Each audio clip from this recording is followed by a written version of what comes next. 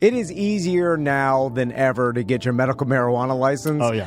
Just go to buddocs.org. They offer same-day appointments, multiple locations, Lake Mary, Hunters Creek, Tampa, Melbourne, and you just have to go once. And once you see Shanlate, Dr. Shanlate, then it's all telemedicine after that. So it's as easy as ever. It's really easy. And one of the coolest things that he does is a thing called Bud Deals, where he goes and he curates all of the different deals that are going on at the dispensaries across town. And by the way, you've already got your card at this point, right? New patients, $175. Existing patients, $125. If you're transferring, it's $99. Yeah. But under Bud Deals, I mean, you've got deals from Cookies, from Moo, from True Leaf, Green Dragon, and he curates these by hand himself and puts up all the best deals so you don't get ripped off. Yeah. It's the only people or person that I know that does this is buddocs.org. So it's easy to find all the deals curated for you. But, if you need your medical marijuana license, I'm telling you, I mean, if for some reason you don't qualify, he'll give you your money back. Absolutely. So no worries on doing this. I mean, nothing but 5-star reviews, and I think you'll like him. It's Dr. Shanlate at buddocs.org,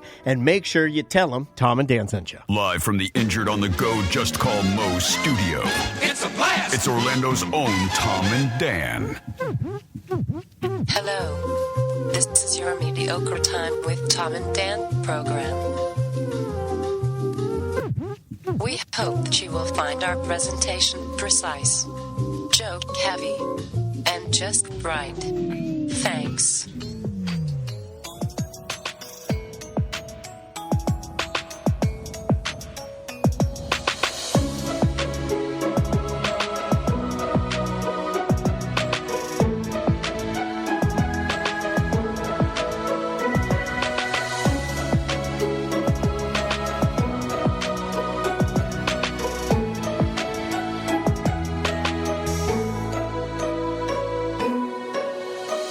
Welcome to the Friday free show of A Mediocre Time.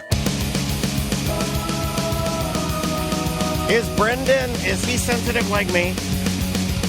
I We don't should know. ask him, I don't because know. he heard what I said exactly how I would have heard it. Yeah. Right? Emotionally. Yeah. You heard with that. my heart first. You heard it with, do you Yeah. listen with your heart first? I think so. I That's think why I do it hurts too. all the time. I think I do too. Oh, man, Yeah. Tom and I are yelling at each other this morning because of me. I'm on my period. I told my wife. I texted her. I did it again. I'm on my period. I was yelling at Tom. Did you say like period? Yeah. That's how the kids say it. Period. Is that how they say it? Mm-hmm. I believe in that, especially for emotional men. I feel like I get on my cycle a lot. That's a thing. It's hard Should for we track me. it? Should we track it? We should track it. I don't know. Hormones ebb and wave all day. Yeah. You know? We were just talking about that. That's why guys get horny sometimes. I'm always horny. But I'm always You horny. want some tea? I'll get you some tea. I'm always horny. What do you want? You want tea? What do you want, drugs? What do you want, cocaine? I don't know. Marijuana? We got a new sponsor. Yeah, we got everything. What do you need? Right now, we got marijuana and tea. Yeah. But we're going to try and get everything. Brendan O'Connor, everybody. How you doing, Brendan? From editor-in-chief, editor-at-large of Bungalower.com. Call me large. Coolest, largest dick editor.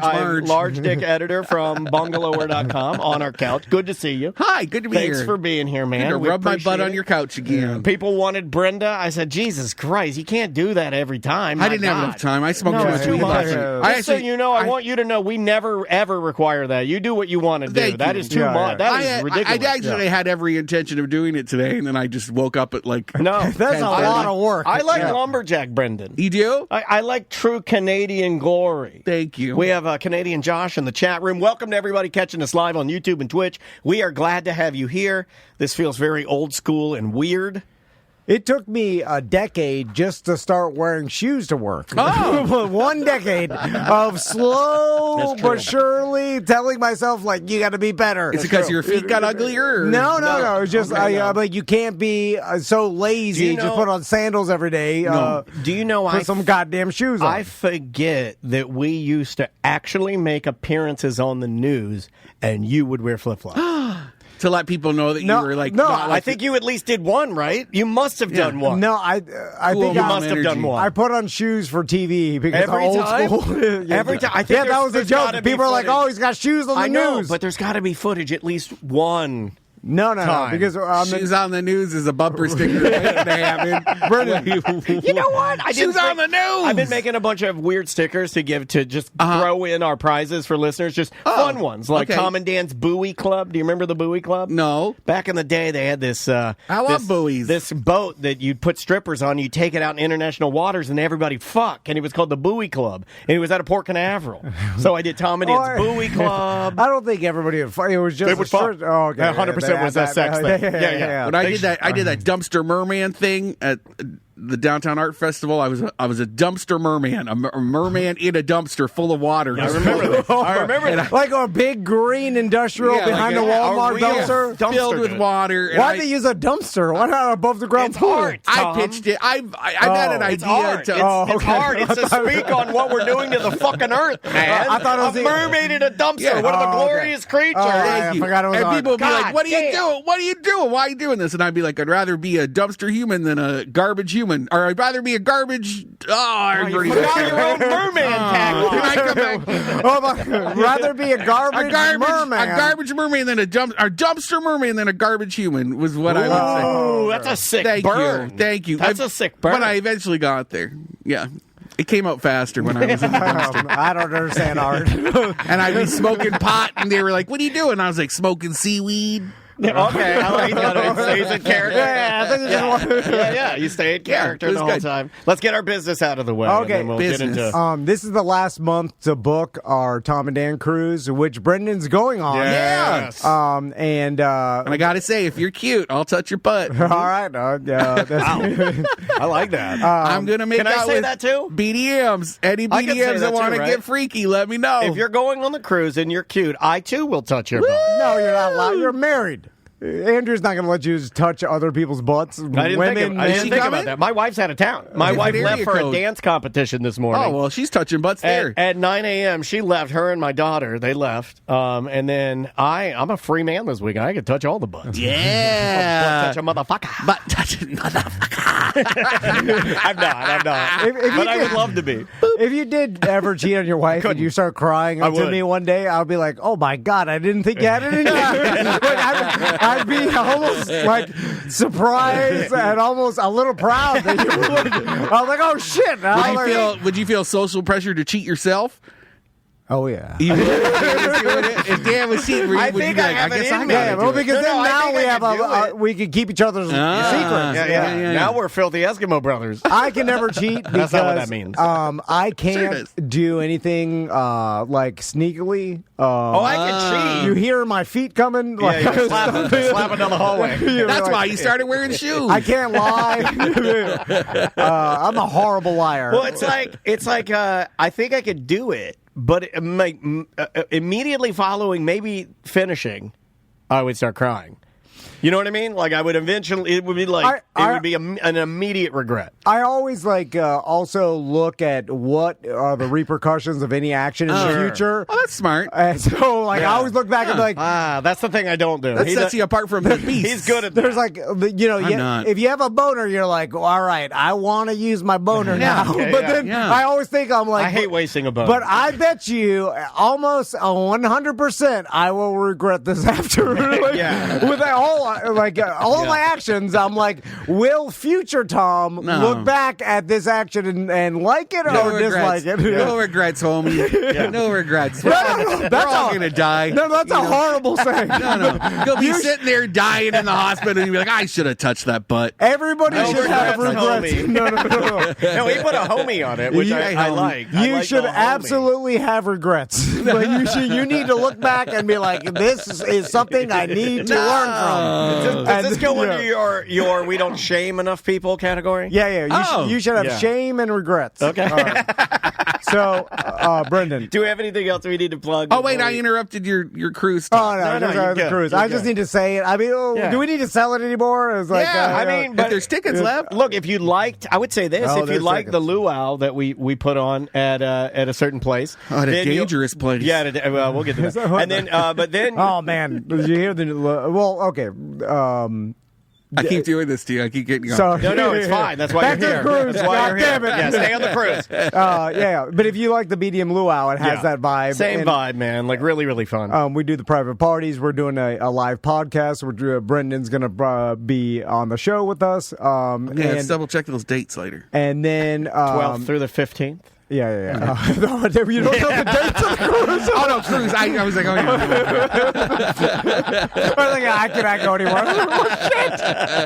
We put your name on the form. I'll cut it out. I'm going. I'm going. I'm going. You can't keep me away. We got a beach Brenda's party. Going too. Yeah, we got Mediocre Idol, which is we're going to... It's my favorite If you would like to host with us... It's my favorite. Karaoke. Do you want to be a judge? We don't want to make you work. Here's the deal. We want you to have fun. Make me work. But if you want to... It's not really that much work. It's not that much work, but you could sit there and be one of our judges and Mediocre Idol. Let's do it. I'll make John jealous. It's one of them. Use me more than him. Oh, he'll be mad that he's not a part We're of making it. him work. No, he'll be. We'll get him up there too. Yeah, he'll be doing something. He'll get him up in there his singing 5-inch shorts and his.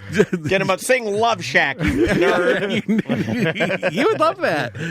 If you see a pain on the side of the road. I need John doing that. So I'm glad you brought up the fingers. Cabana Live because I was going to talk about the Airbnb thing first. But so Cabana Live, everybody obviously locally heard, especially if you were there at the BDM party, heard about the shooting the weekend after we did our BDM party.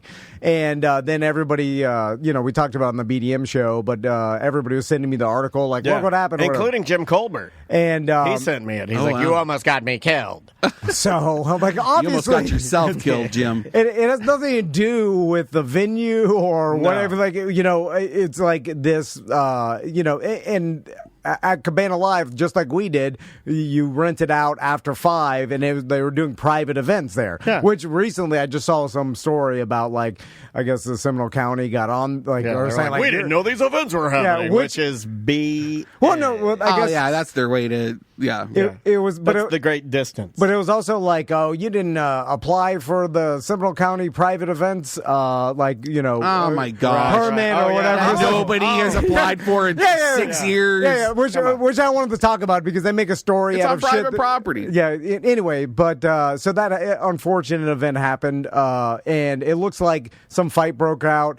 Some kid, the saddest part is like some 16-year-old kid. Went out of his house with a fucking gun, packing a gun to a party, and then shot into a crowd. Like, think about how disturbing and sad that is. 10 people? 10 people. Luckily, no one was killed. Injuries. Okay. They got lucky. A wide receiver from the NFL, Tank Dell, which was on my fantasy team last year. He got grazed by a bullet.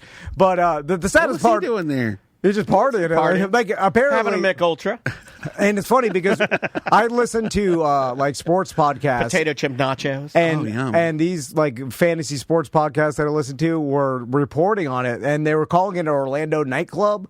Which is pretty funny because it's not a nightclub. They don't know. Yeah, but that's also what we do with everything. Know. I remember back in the day when any news would happen in DeLand, they would attach it to Orlando or Daytona Beach. Yeah. It's like, again, they're just looking for Orlando. No, I know. And then I guess how else would you categorize it in a story? It's just the fucking AP We keep getting media or, pictures from people that just, they keep calling it Orlando. But, right. But anyway, I saw the news story. It was like, Seminole County officials said that Cabana Live, didn't have the permitting to put on private events after. It's just like, listen, it's a small business. I met they're great people. The manager and stuff. Yeah, and they were very nice to us. And very kind. I've never heard that you need a special permit to host events. Yeah, no. Probably no one even knows about it. It's county to county, so it's like one of these. Generally, it's like if you have an effect on the public right of way or like the streets or like if you have a huge event that's going to like cause traffic issues, like you might need something like an 18A. Yeah. But generally you don't need that. But stuff. if you're back, Cabana Live is in the Boat Tree Marina parking lot, in the middle of the industrial district. I heard the marina's not happy about it.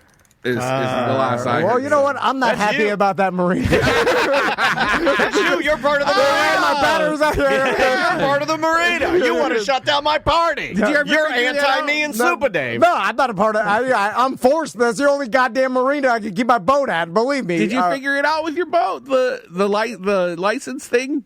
The plate? Was it like don't talk about it. We forgot about that. We've already moved on. By the way, what I did when I figured it out was illegal on paper, but apparently everybody does it. Which back to the permit, it's like I hate when they are like, oh, they didn't have to, like no one knows about this shit. Also, it's probably like they just very needed specific. Blame. We just needed blame. It's just a story people put out. Anyway, so stupid. Let's back to the original story I want to talk about, which is Airbnb. Yes. And have you heard, Brendan, about the Airbnb Icon series that they've come out with? And so apparently this is... Oh, wait.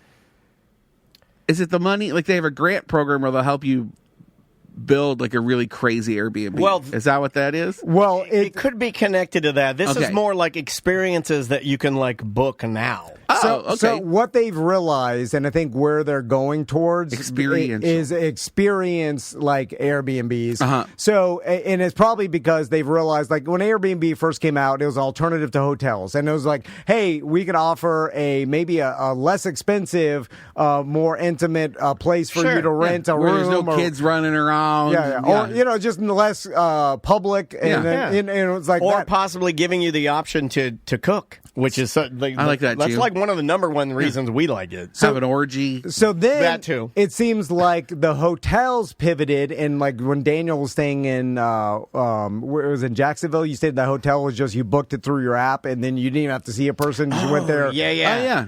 EO Inn's like that downtown. Yeah, those are cool. So hotels to kind of pivot back to compete against Airbnbs have like, hey, we are offering an experience where you could just book it on your phone. If you need a room to stay, book it on your phone. Use your phone as your key card. It's like it's super easy, and everything's done online, and you just stay in a hotel. So then that and Airbnb's price have gone up, and some people just need a room, and you don't need a kitchen and a whole house. Airbnb is a little more of the Wild West now. Like the quality is much like Uber.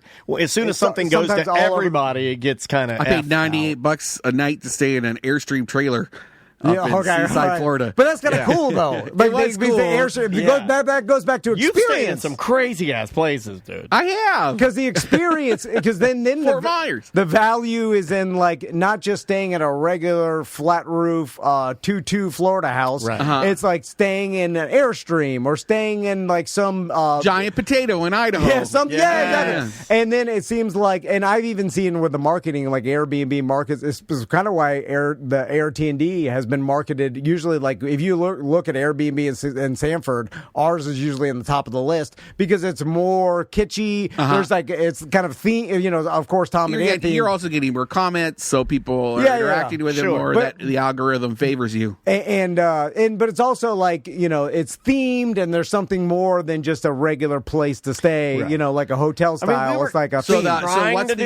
So what's the Icon program? So the Icon program is Airbnb. They're using this just for pure marketing, just so people could see it, and I bet probably so people turn their Airbnbs into more of an experience. But they have built ridiculous Airbnbs. Yeah, there are 11 of them. It's so insane. So the first one that you're looking at, Brendan, look at up at the TV, is the Up House. This is a fucking Airbnb hanging from a crane, and it is a replica of the Pixar movie Up. Yeah. And if you look at the pictures on the inside, I'm going to the inside so everybody can see. It looks like someone. I'm sure Airbnb got professional movie. This was done. It's beautiful. This is done by real and you get in it when it's on the ground, and then it raises. I don't know that. I don't want to say that. Yeah, they may raise it up without you in it. I don't know if you're allowed to be in. Because the likelihood. Because look, I'm telling you right now, if I wanted to kill myself, I'm booking this motherfucker. Just hear out my plan. Just hear my plan. I hate it. I want to kill myself. No. So what I do is tells me about killing myself. I go to the Up House. I book it. There was like, and then I dress like Disney. They're like, we love this guy. And they're like, and I'm like, I don't need a harness. Just put me in there. They lift it all the way up, and I jump my shit. And you dress like the old man. And I dress like and then I'm dead. And you have a live dog with you. Yeah, I killed the dog too. I put the dog on my chest. No, it stands me too. It stands me. but it lives. No, he doesn't. He doesn't live. I would make live. sure in the contract to have Tom, if he lives, stomp him out. No. So they also have the X-Men 97. You know Hold the on, series let me X-Men go to 97? that. I know the series. Brandon, look at this house. They have an X-Men 97 house? They built a they mansion replica. It looks like a drawing, Brendan. When I was going through the pictures, It's I was like, wait a ridiculous. minute, is this just a drawing of what the house will look like? And it's not. The actual 'Cause I'm furniture looks like drawing. Yeah, low-key obsessed look with at this. that. Like, look, with they, that show. They did all. Wow. They did it all. They did the complete with. They edged out Wow. They line edged everything so it looks like the drawing. original drawings. Yeah. From the 90s. So they edged it all Oh my out. So it gosh! has like Everyone's that. just getting dressed like X-Men and doing it. They're just doing it Look how all cool over it that is. Airbnb. Look how cool it is. With Professor X smirking at him like that. It's replica. sexy as Look at fuck. the Rogue's room and Yeah, stuff like it's that's all ridiculous. It's all specific replica built. So That's Jubilee's room for sure. and then Unbelievable, man. they also got like princes. This is the one I want. This is the one I told you about, TC. That's amazing. The one that I want is this, and it's not Prince's room, but it is per se. It's you get to stay in Prince's Purple Rain house from the movie. Whoa! That one's not even up yet. That's I've coming always in wanted. August. I want a UFO on the top of a building. Oh, Yeah, you want to yeah, yeah. stay That'd at? be You want to stay at old? What was the place we had here in town? Skycraft. Yeah, Skycraft used to have Imagine that- if you could stay in. They still have it. It's on Edgewater. They just put it up. I don't think it's big enough for anybody to It's live not. in it. It's not. But there are UFO style homes that came out of like Scandinavia in the 60s. Yeah. Right? There's one on a strip bar over near Tampa. Yep. Yeah, Mons there's on the Venus. top, yeah. Yeah. Is it Mons Venus? That has- Is that what it is? I think it is, yeah. You go up there for fully the lap nude, by the way. dances? Mons Venus fully nude. Oh, wow. Because it's art. So Well, I mean, they're just Tampa. They do it right. Orlando, we don't know what the fuck we're doing. So I started thinking about this, and I was like, man, I bet you, like, say if you're in Scranton, Pennsylvania, right? Someone could build a replica of The Office, right? And like you can. Oh, yeah. relatively wouldn't- easily, too. It wouldn't cost you that much. No. You would just have to watch the show and then buy all the stuff and build it out. You'd have to print some Then- boxes that say Dunder Mifflin. Yeah, then put Maybe add some staples Stay in the there Dunder as like Mifflin a office. Yeah, You put some think about staples it. in there for People like. would Remember pay- when Dwight went to Staples? Yeah. Yeah, and like if Dwight went to Staples. if it looked movie set accurate, think about how many people would stay there. And then you had some beds, like the rooms were just off the Is side. this your next? Are you going to do another Airbnb? Well, you got his hamster wheel moving. Well, the original one was the Simpsons one, right? Oh, Remember when there was that cartoon Yeah. house and some weirdo made it was like a real Simpsons house. But they didn't turn into an Airbnb, no, right? I don't think they did. There are those people who do like cocktails and screams downtown, and like they're fabricators for parks, for amusement parks, and they do like big, crazy, beautiful builds. They could make this happen for you locally. Now, well, what do we do for ours? Well, the problem is our brand isn't big enough to really I'm not make saying huge to do money. our brand. Let's think of something that we can, something that's pseudo popular. Let's do. You know what? Let's do Harry and the Hendersons. Let's do Skibbity Toilet. Let's do a Skibbity Toilet house. What is that? You don't know about Skibbity Toilet? Why my daughter. Do the was SpongeBob pineapple. That's some weird Freudian thing that people examine, right?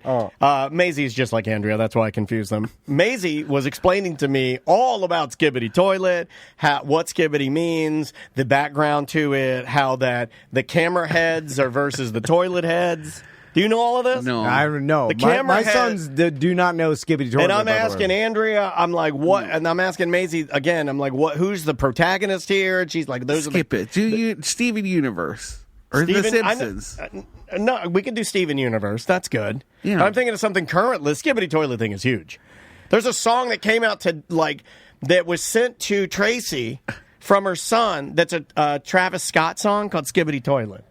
Oh, really? I'm gonna pull it up. Now, but you can't really. It's not an iconic house, or Yeah. I guess you could do a Skibbity Toilet bathroom. Well, like there was the Ernest P. Worrell house from Ernest Saves Christmas in Thornton Park. Like that would have been like the perfect. Yeah. People would have stayed there. No, to turn Right? into an Airbnb as an experience. Like even like the Friends apartment, you could That's a good you one. could make Yes. it look like the iconic Friends apartment. It wouldn't be that expensive. Breaking Bad. I guess but the house And then wasn't. the garage comes up and there's a machine gun inside the garage, right? Yeah. To shoot the Nazis. Yeah, and then they have like sugar candy that looks like crack.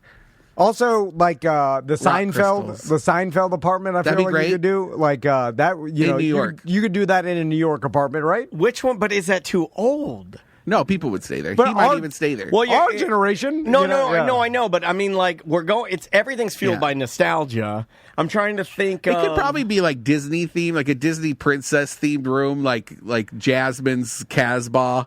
You know, or like people were coming here would say it, or Harry Potter under the stairs thing. Harry Potter would be a good one, but I think you run like I'm trying to find something where you don't necessarily run the risk of getting sued. Well, I'm surprised Disney doesn't like build a Harry Potter's Hogwarts. Well, wouldn't be Disney; it'd be Universal or Universal or whatever. Weren't they Airbnb the Cinderella's castle? You can say it's Cinderella's castle, right? I think you can, but it's only for like celebrities and like sheiks. Yeah. You could go there if you dressed as the sheik. No, I think that's appropriation. But why not build a Cinderella's castle or 5 of them off-site and just rent them out for reasonable? Because you're right. Same. Yeah, I guess. Right? Does that take away the magic of it? If there's 5 of them in a line, kind of in a line, but you could hide them a little bit behind things. But that's a pitch. Pitch Disney. If a home builder. If Universal built a Hogwarts and you could stay in it like a hotel, the waiting list would be so big. Or Whoville for Christmas. Now we say that, but the goddamn Star Wars thing didn't work because it wasn't done like this though, and it was so expensive. It was so expensive. Yeah. I mean, I only know 2 people that went. Star Wars fans aren't, rolling in dough. You know what I mean? That's true. We're the every people. The moms and dads of Star Wars fans can be, but I don't know one. Well, they are the moms and dads. Okay, but my point is, though, is the only people that ever did it that I know are both moms and dads. I haven't had one regular mad for Star Wars, like even person with disposable income that was like, it was for me. Did you do it? You know what I mean? Yeah. Would I do it? No, did you? Did you get invited? Did you get invited? No, we don't get invited. I didn't get invited to that either. Yeah. They're selling the blue milk this weekend in grocery stores all over the place. Why? That's for May the 4th. What is the blue thing? It's what Luke Skywalker drank in the the bar. Yeah, the blue milk. You drink it, makes you gay for your sister, right? Yeah. Like Luke Skywalker, he's trying to fuck his sister the whole time. This guy's a maniac. But can you blame her? Look at those buns. I didn't know blue milk was a thing for Star Wars. In the new Star Wars movie with Rey. There's like this animal that he ends up milking, or what? And it's like blue. And I'd milk Rey. I'll tell you that. And then at Disney, they were drinking. They have a stall where you buy blue milk, and now they're selling it in cartons. I hate it. Just stop doing that. Yeah. We got big problems. And that's what you guys are doing? Blue milk? We got problems. So it seems like I love it. This is going to get more and more popular, and people are going to build. Can we add an experience to ours? And I am being serious. People do tours and stuff like when you go stay at an Airbnb. Like if you have like a perk, or can people get a discount at a local bar when they stay at your place? Well, we the have watering hole. We have that, and we have used to give out. But it's funny because all of our business just turned to non-listeners. Because Airbnb just started promoting it on top of the thing. So awesome. So 80% of our guests don't even know the show. So now the job is to convert those people into listeners, or like at least be in the circle. It's hard. I mean, that isn't a slight advantage, but you should have a BDM pass for the day. Or something, and then they get a list of local watering holes that they can go to and show the thing. Small money, Brendan. We need big money. We want. I want to get presented by Dow. I want to get. You know what I mean? Yeah. I need to get your rich, sponsors, like Siemens presents. Do your sponsors get access to things in the Air-T&D? Like. They don't want nothing to do with it. They don't want to be around. We have heard time and time again that our listeners are far too filthy. I'm joking. Because like if you have like the Manscaped, are we still with? We don't talk about that. That's an ACT product only. That's ACT only. Okay. And that's all small time, Brendan. That's smaller than small time. We need the fanatics of goddamn Up or Harry Potter or fucking X-Men '97. Well, you're not going to get it at the Dog the Bounty Hunter theme. Oh God! Now we're talking. Dog the Bounty Hunter themed. Yeah, but that needs to be in Hawaii. I'll even dress like Beth. I feel like I feel like Sanford works. If you could do some Cracker Shacks over in Payne's Prairie, like if you could do some early settler kind of little homes that you could... Oh, like some butter churning. Yeah, do some butter churning. Okay. That's an experience, like an early settler thing here in Florida. So we gut the AR-T&D and make it more primitive living. Okay. Yeah. Is that what we're going for? It's something where we need a more national... because we need people to... this to be a destination for tourists to come down. So Disney. And then get an experience. How quick do you want to make money? I mean, how quick? Because if we just aluminum foil the windows and turn it into an independent strip club, I mean, no. But then the Sanford PD comes in, kicking down the door. I think there's something about like having. When people show up, there's like a list of experiences with your partners, like where they can go paddleboarding, or they can go to that venue that we were just talking about on the water. This is where Brendan can help us. The gays have the money.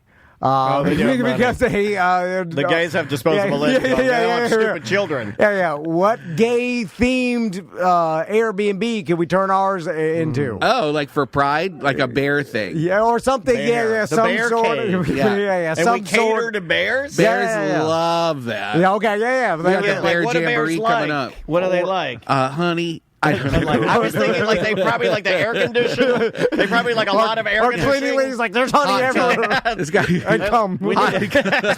need a hot tub. We don't have a hot tub. Yeah, you're right. Okay, sexy hot tub. Harder to clean the hive up the cleaning fee. Oh yeah, it'll be hairy too. There'll be hairy cum all over. Just hairy cum. Cleaning ladies like all over the walls. But worth it because they spend money. Like Provincetown, you should talk to cleaners in Provincetown to see what they're dealing with after Bear Week. Before you want to get into that crap. Although I feel like in that community you're fine with cum. Right? Yeah, I feel like I'm fine with it. Like when you stayed, did you ever stay at the Parliament House Hotel? Yes. Okay, but like accidentally. That's a pretty forward question to ask somebody. Jesus Christ. Well, when you're staying, and not for like more than an hour or two. Yeah, exactly. I fell asleep once after I hooked up with someone. I've only stayed there long enough to put on a show outside the window. but of all the places, you're like, there's coming here. There's 2 Parliament Houses now, right? There's gonna be, yeah. Did you know that? Breaking news: 2 Parliament Houses now. One downtown, and then one at the old M Lounge in Ivanhoe Village. No, really? Yeah, across from Savoy. When are they opening? Are they already open?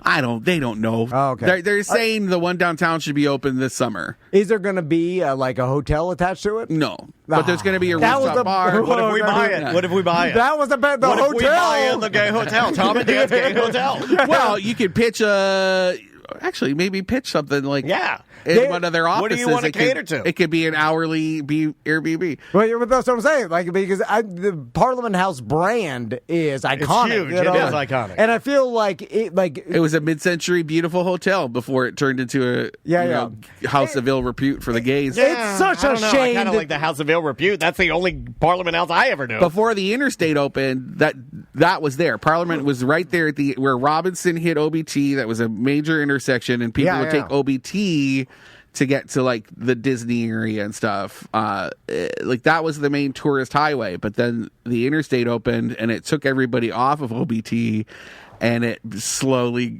went to shit. Gotcha. Yeah. And I feel like it was right. I know that because I wrote a story called The Rise and Demise of Parliament House. Yeah, he knows the history of... It's such a shame because I feel like it was right on the cusp of it being able to be turned into not only an Airbnb, but a tourism destination for anybody coming to Orlando. It already was. No, I know, but all those lonely businessmen coming to stay, and then they had the timeshares that were out back. But obviously it wasn't enough to make it super profitable, though. It was, but I don't want to get... I'm going to get in trouble. Why don't get into trouble? They declared bankruptcy so many times. It was just and they didn't file sales tax. Like it was just like these... It was a governance issue. They were raking in cash there. Like millions of dollars. We had tons of friends that were bartending there, and it was just like you just see it come in and it was bad ownership. Go somewhere else. But why didn't another owner buy it and keep it, and then keep the brand? It was in receivership with the bank. It was supposed for to a hot happen, minute, though, wasn't and they made it, but the owner doesn't want to let go. Don Granitstein, he just doesn't want to let go. And then it just went to foreclosure, and then some commercial. And then he sold the property. He sold the property to a Miami developer, Lions something out of Miami. They're the ones that bought the Orlando Sentinel property, and they're in no rush to do anything with those properties. It'll probably be like 10, 20 years before we see something happen. And they're build some high rise. Oh yeah, like a mixed use crazy, like the Yard in Ivanhoe Village, but like times 10. But it just seems like it was profitable enough for started right now too. Someone else to buy the brand and then keep it. Yeah, I thought that's what was going to happen. In fact, I think you and I even talked about this prematurely. I was like, well, obviously someone will buy it because I know of people that plan vacations to go there. It's a money maker. It'll be fine. And I was wrong. Well, that's what happened to the bar. Totally wrong. That the what's it called? Not Lou's. The bar that everybody was up in arms about when it. You're talking about the small dingy serve Wally's. Yeah. So and it became Walters because my friend Manesh Patel bought it and they renovated it. Yeah. He bought it and they figured out that half of the electric was not working in that building. Oh yeah. It was just not because it was so rotten, and everything was through extension cords from one side of the building. And so once they figured it out, they could see that there was a hole in the roof.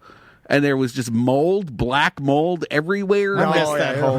So they had to. By the way, I knew there was black mold everywhere as soon as I walked in. How could you not? So they had to do it, and then he restored the wallpaper in there, the nudie lady wallpaper, which is going to be on a shirt and short combo that you can buy at La Castro right next door, that little gay shop. Oh, no way. But with the nudie ladies on it. I might buy that. But I'm going to buy it for sure. I'll match you. He realized the brand power that Wally's had built over just time. Yeah, it had a name. And that's why we started calling it Walters, because it was Wally's, but it was fancier. Yeah. I like that. But it still has... People hated it, though. They hated the renovation. Even when I went in, but true to what you were saying, there was no other way to go in, and you're not going to keep it black mold. You can't. No, you couldn't. You can't do that. It's beautiful. Yeah, it was beautiful. Nice. John and I were hosting bingo there right after it reopened. We did that for that's right. 4 months. It was so fun. And then people just didn't want to go. And then they sold it to Pete, what's-his-face, who owns Decine Poke and the Gatlin Brewing. Oh, we know Pete. Yeah, Pete. We worked with Pete before. And people love his ownership team. And so it was the exact same. They did the exact same stuff that they were doing before when Manesh was running it, but because it was Pete, everyone forgot, and it was fine, and everyone loves it again. Yeah. There you go.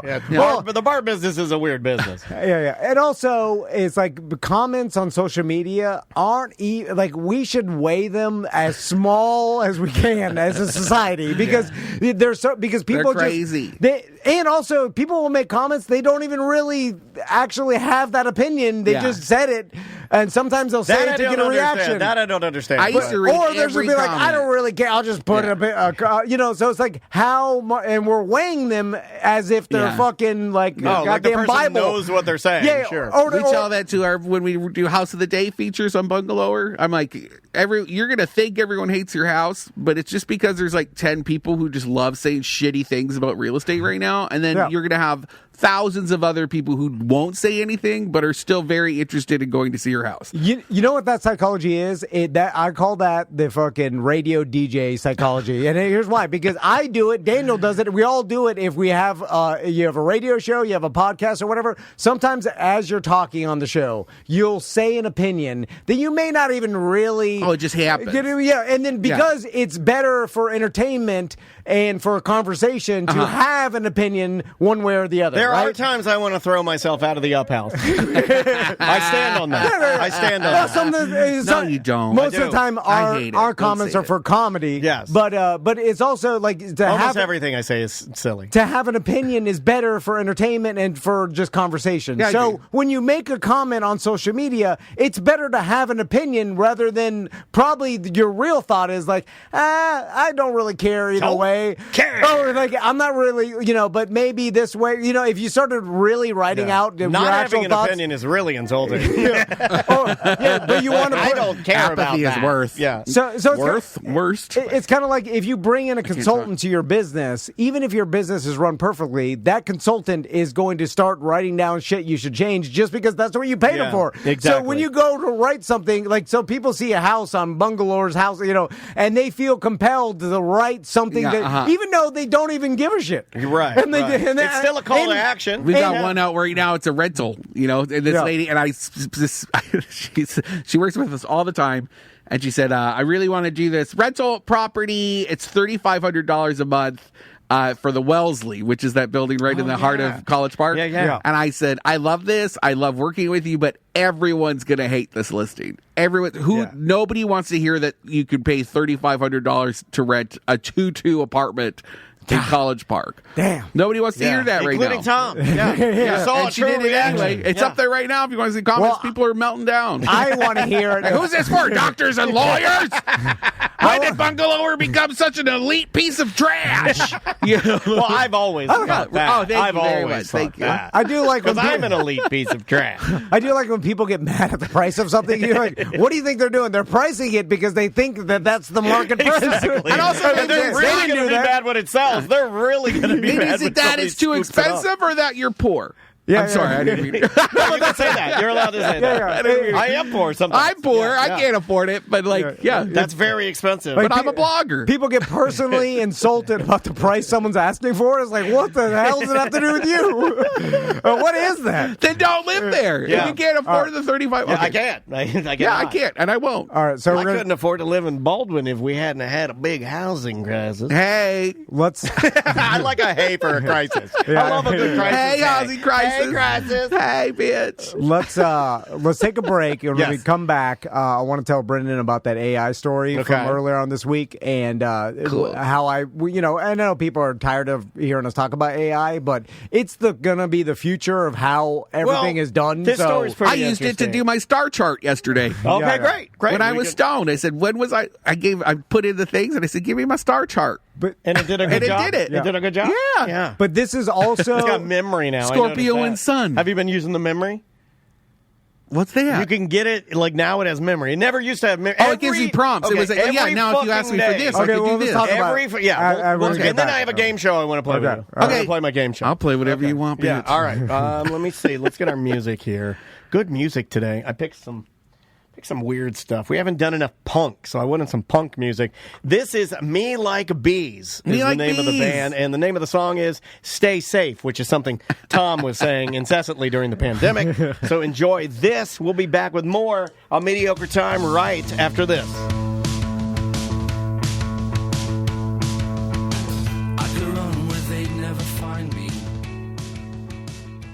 All right, T, there's something really, really cool happening at our good friends Hollabach's German restaurant. Yeah. They have so many different iterations of what they do there. Like, you can just stop by there for a beer. You can go inside the dining room and eat delicious food. Yeah. But they got this new thing, and they've been doing this for a minute. Have you heard of the Knight's Table? I've seen the Knight's Table. I've sat at it. It's unbelievable. It's unbelievable. So they got this thing called Chef Nights, Noble Garden Edition. Basically, it's Chef Pat, and then he's going to have Chef de Cuisine, Samuel Winslow, with him, and they're going to present you a 4-course, sometimes even more, private dinner in the amazing, private King's table that they have right above Hollabach's. Exactly. They're doing this May 16th. You can go to Hollabach's German Restaurant on Facebook and find it, and you could register right there. But it fills up quick. It's definitely going to sell out. It's $125 a person, which in my opinion, for what you're getting, everything's paired with beverages to complement each dish.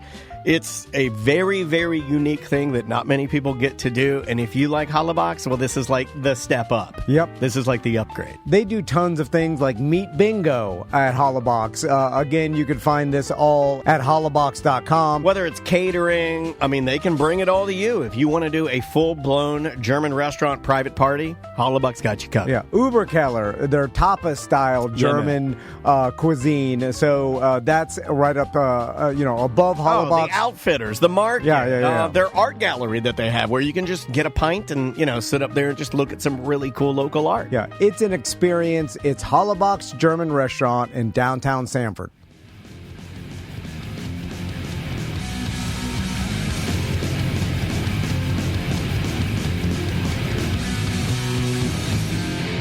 I forgot that punk songs are really short. I apologize. That was a 1-minute blast from Brigitte Vendetta. The name of the song is "This Is How Democracy Dies." Brigitte? Hold on, let me put your mic on there. Does Brigitte mean brick? I don't know. I honestly couldn't tell you. Brigitte Vendetta is the name of the band. I like that. Yeah, no idea. But welcome back to the show, everybody. So, Brendan, this story I'm about to tell you tells me that sounds like it's haunted. We are close to and I say close, within the probably next 5 years, to a position in society where we're going to question every single thing we hear or see. As we should. As we should, that's what a liberal arts education, the only good thing about it is it'll tell you question everything. So, but we haven't had to question this kind of thing as much. Because, photos. Not even photos, because we've realized Photoshop is a thing for a while. For a minute, right? Like, we've questioned photos for a hot minute. So this is AI voice generation or whatever. So this story, apparently there was a faculty member at a school that was in like the athletic department, and he gave some grant or some money. It was a high school athletic director in Maryland, and he's being, I'll just tell you what he did first. So apparently he was writing a check to like a buddy of his or something that was like off the books, that didn't go through proper protocol. With school money? With school money, and he was paying a buddy of his that, short of the long, something with athletics to help him, like, coach a basketball team. It was like $1,000, something like that. No, I don't necessarily think it was anything really nefarious. I just think maybe he didn't do normal protocol when paying somebody off the books. He didn't get it in front of the principal, and so the principal found out that this particular athletic director had done that, and he turned him in for misappropriation of funds, which is protocol and what you would do. Yes. So then this guy... Side note, that's what I did with my boss in Winter Park, and I got fired. Did you really? You've done this. Oh, my God. Hold on, what'd you do real quick? I worked for the city of Winter Park. I ran their volunteer program for Keep Winter Park Beautiful, and my boss was stealing money and like buying like school books and stuff with it. He was trying to get his master's so he could get a better job somewhere else, and he was using public funds from Keep Winter Park Beautiful that were supposed to go to like beautification efforts. To like buy stuff for himself, and I reported it. And then the next day I came into work and I was like locked out of my computer. I was fired. Don't they have like a whistleblower? Yeah, I didn't know anything about that. They made me wait 3 months actually. And anyway, that's a longer story. Keep going. Is he still working there? He works for the county now. All right. Wow. Tim Maslow. Oh my God. That's his name. Oh my God. That's fire. Hey, it's coming from Brendan O'Connor. Anyway, so I like when Tom goes like,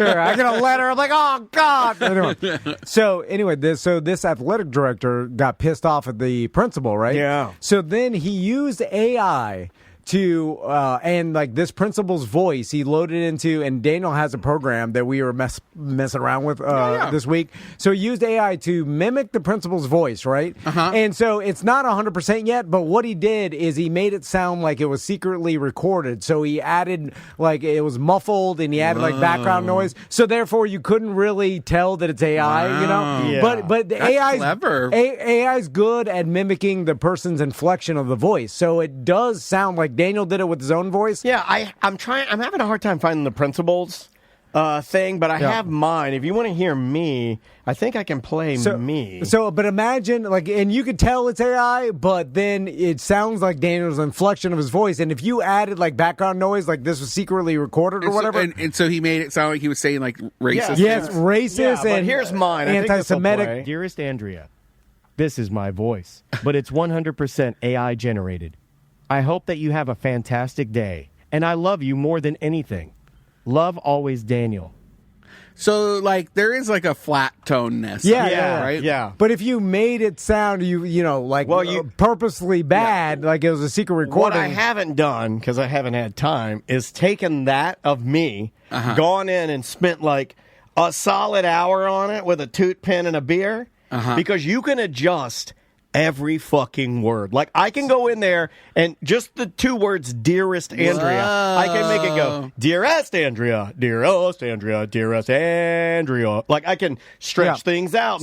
Like, and if you are like me, a perfectionist, you could sit there and you could fuck with that. And that's what this guy did. He sat and fucked with it probably for hours and made it sound real. But they figured out that it was bunk. Not before it ruined this fucking guy's life. Well, the FBI had to figure it out. Well, so the principal, then the athletic director, he released this secretly, or he said, or I don't know how he released it, but it got on the internet. This recorded. Okay, I know how fake. He what he did is he created it using the background information, noise and everything. He muffled it a little bit. Then he selectively leaked it to certain teachers, and it's almost like he let them put it out there, because in one of the articles I read, the athletic director released the like, it'd be like if you were a contemporary of mine and we're teachers, and I created it and I slip it to Brendan and I go, somebody just sent me this. What do you think of this? And it's like, and you hello, played I'm it. Daniel and I killed people. I was like, I'm Daniel and I want to jump out of the up house and kill myself. And you were like, what? Or you make it sound like me and Daniel are saying racist things, like you were recording us. More racist than normal. I would say more. I was like, you can just get that from the show. Yeah, I'm just saying more egregiously racist. Yeah, I think we're Not protected because we yell so much. Like, I feel like AI, like, even if you're tweaking it, you can't make it really sound like us because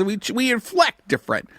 At the moment. It sounded real enough, Brendan, where the principal got fired. I'm trying to find the clip. Police had to be in front of his house for like a month because he getting death threats and stuff, because the community thought he was a racist piece of shit, the anti-Semitic, because the athletic director coach was just laughing. Yeah, and then at first he was. So and now they found that the FBI. That's why the FBI got involved. Okay, here it is. They analyzed the audio and they were able to say it's fake. Now, but this guy's reputation is already ruined. I got a little bit of it. Here, check this out. Just so you can. We're talking about on the radio. People will know that. Just so you can hear it. People only hear the first part of the story. That's the coach right there? No, this is the athletic director was this particular gentleman you're seeing right here, this black guy with the beard. Well, I mean, he got caught. Investigating his potential mishandling of school funds. Neckbeard. They say Darian used AI and some human editing to make the recording, in which the voice that sounded like the principal claimed that black students are unable to test their way out of a paper bag,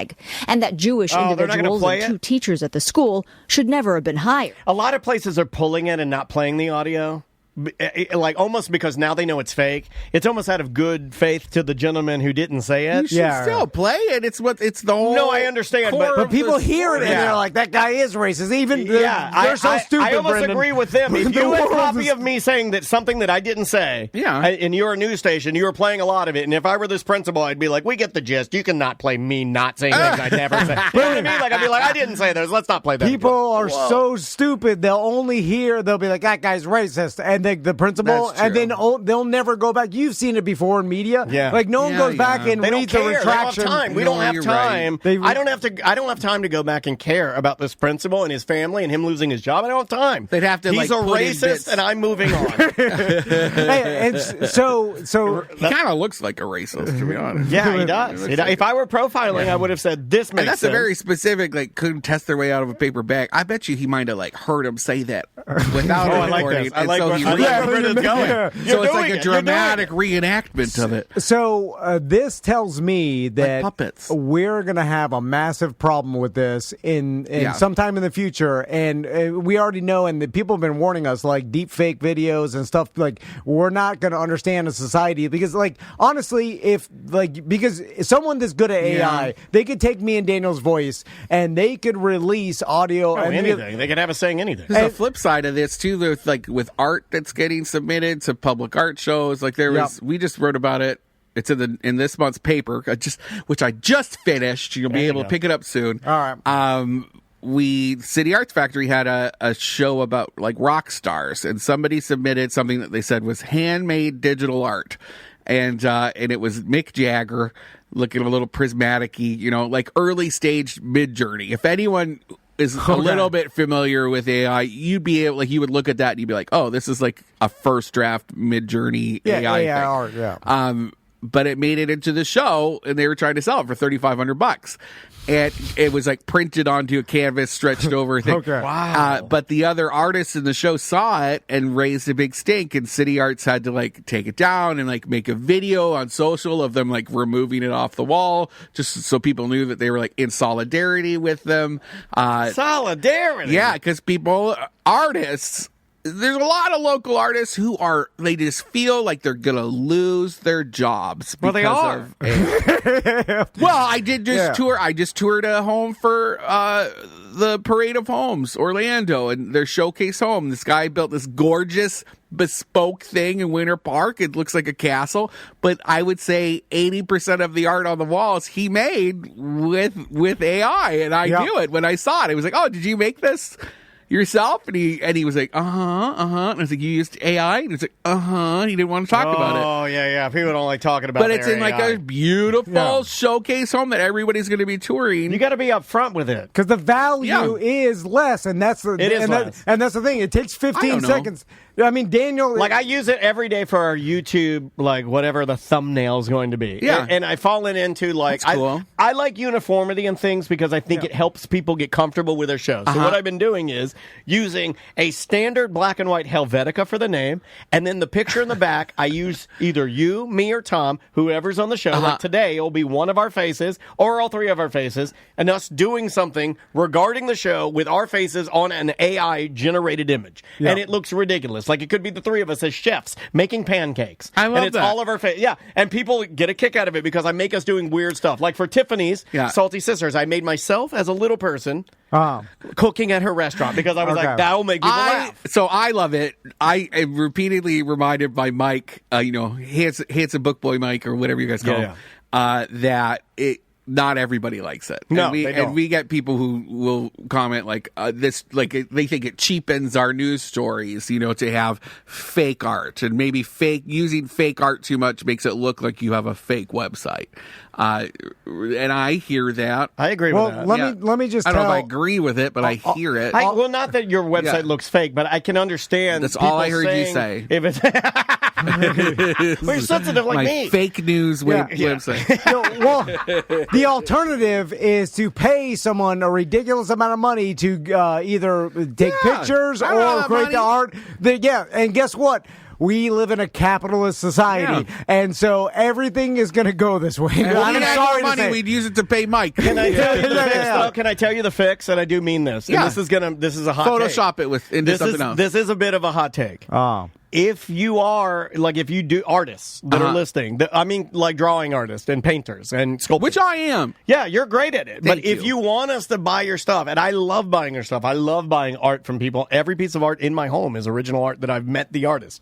You're going to have to be cool with the price and drop them just a little bit. A little bit. You're going to have to. Unless you're manipulating it into something else entirely. I don't think you're... Some of it's a little crazy, though, for you're an art director. Some of it can get super expensive. Like, you want to... Like, there was a guy that... I just made a comic about Carrie Bradshaw. It's called Harry Carey. Harry Carey Bradshaw. You know what Harry Carey is? Yeah, it's when you kill yourself. When you kill yourself, like a Japanese samurai would kill himself to preserve his honor. Yeah, and it's Carrie Bradshaw. Whenever she'd see someone hot at a bar and she spills a drink on him and she gets so upset she kills herself. And I'd make it a whole series of them with AI, and I think it's so funny. But I manipulate it into something else. I think that's art. And the value of human art is obviously still going to be something because we're gonna value AI art as less. Yeah, so but as AI people or creations, when we get the chips in our brain, when we become more AI, we will lend our love closer to the AI art than we will the human art, and that's when you'll see the great shit. Well, that's culture, but there's still because and then I will achieve singularity. Like those pianos that played themselves, they didn't kill pianos. I know, because it's still because they're too damn expensive. And not enough people. I wanted a player piano. I begged my mom to get one. I was like, "We'll feed the little cards into it." But it's little Chad cards. That's how old the technology is. We also realize the value of a human being. Like it took them years years to learn how to play piano, and then him doing it is like, that's value there. It's value. That's like, more exciting than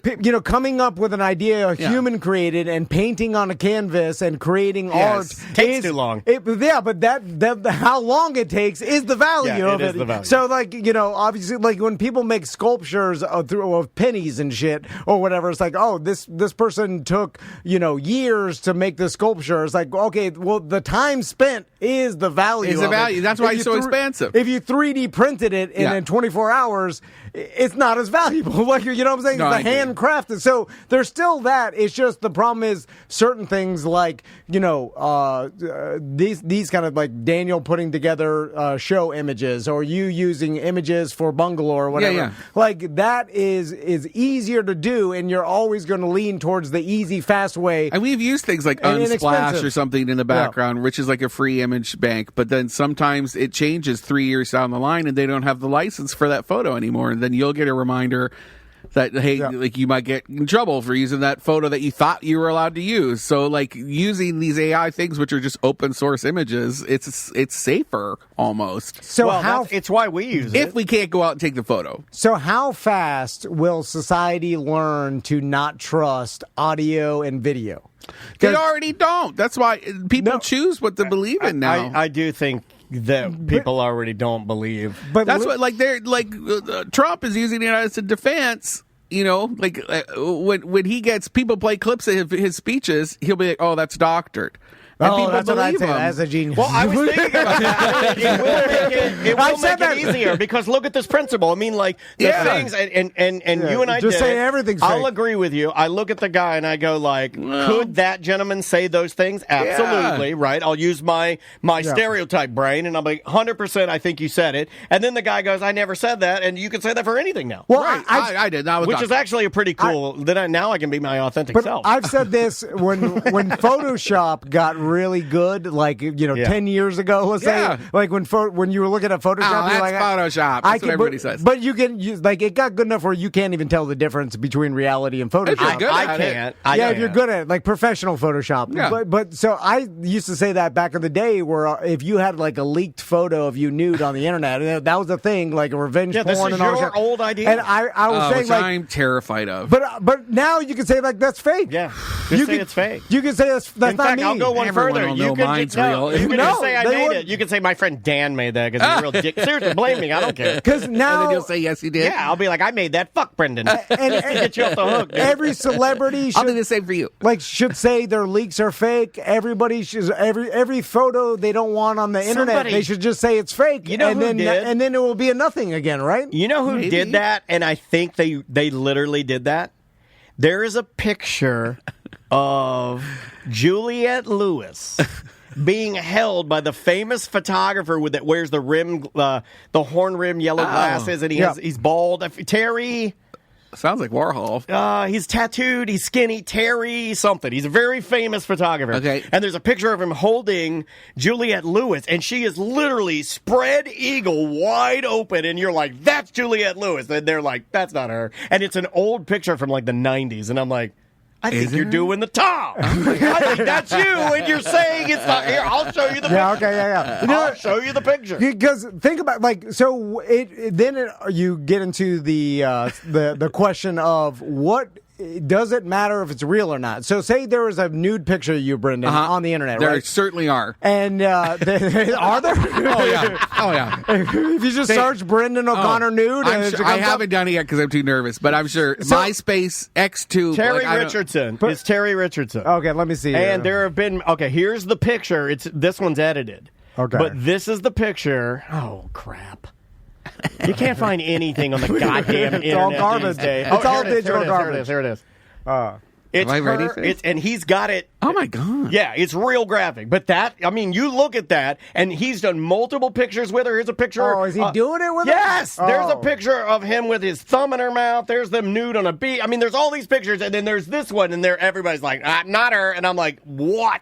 Are you crazy? So then it's like Jesus Christ. I know I'm sorry to show you that. That was feel like this is one of the harshest things I've ever showed you. What if she did do I that? apologize. Are we still friends? As a mistake back in the day, and that is real. Then I have no problem with her lying, but I'm just saying I know it's real. But now there's no way of ever knowing, right? What are experts looking for? For that there is, because we can identify that photo. There's a way to get to the bottom of that one, because he shot on film. We can get to the bottom of that one. We could give that to the FBI. The FBI would be like, absolutely. But there's also experts there. But now there's so much. You're right. There are experts, but now there's so much going on. To have it created in the time when there's so much going on really puts a bunch of turds in the punch bowl, right? Turds in the punch bowl. It mixes it up too much. And they're like sex videos will all, because now like they have the technology to put your basically face on. I have an AI filter that I can put on my video when I'm in drag, and it makes me look fucking sick. So they're badass, dude. Hell yeah, my makeup's even smoother. Well, I mean, the idea would be to have a Brenda. Like an entire Brenda skin where you could just be what you put on now. The filter, and then I could just do online I mean, stuff? That's the idea, is because the doing the drag, what's the hard mask. part? What's the hard part? The makeup, the eyelashes, the eyebrows, the wig. That'll happen. Because like when we have like Google glasses and like the Oculus. Digital drag queens will be a thing, I believe. That's fun. Like you could have your digital avatar like as a sleeve over you, and when you're interacting with people in public, that's what they see. 1,000,000%, I think that will happen. But also, so let's say Ready Player One, pieces of audio that have really affected people's lives. Like you mentioned Dog the Bounty Hunter. Remember when the Dog the Bounty Hunter phone audio came out? If it he didn't want baby Lisa dating a black guy, and she was gay the whole time. Oh, but if that came out now, like his publicist and team should just be like, "That's fake. That's fake." Yes. And yes. You were the Trump audio. Think about the grab him by the pussy. You really, like he would just say now, like that's completely fake. Did you hear what he just said about dictatorships? Some people like them. That's what he said. I guess someone was like, "It sounds like you want to have a dictatorship," and he goes, "Well, some people like them." That is true, though. He's not wrong. Some people do like them. It's usually the guy, dictator. I'll tell you. Well, that's someone. I'll tell you. And everybody in his entourage, and everybody's making money on it. Like in my house when I'm playing Tropico and I'm the leader, it's a fun fucking What's time. Tropico? Also, Tropico, you're basically it's Sim City, but you're Fidel Castro, like a banana republic. Yeah, you're a dictator. You're just the. I play as the worst motherfucker in the town. You kill people. Oh, I kill my whole town. I level it and start over with a whole new army. I'm the worst dictator. Are you playing bad in Baldur's Gate? I play bad in every game I play. I'm always the bad character, yes. You got a lot of shit to work out. No, it's more fun. Normally the storylines, I'm just not bullshitting you. The storylines for the negative characers are always better. So now, like, I predict two things will happen. When audio comes out about some celebrity, right?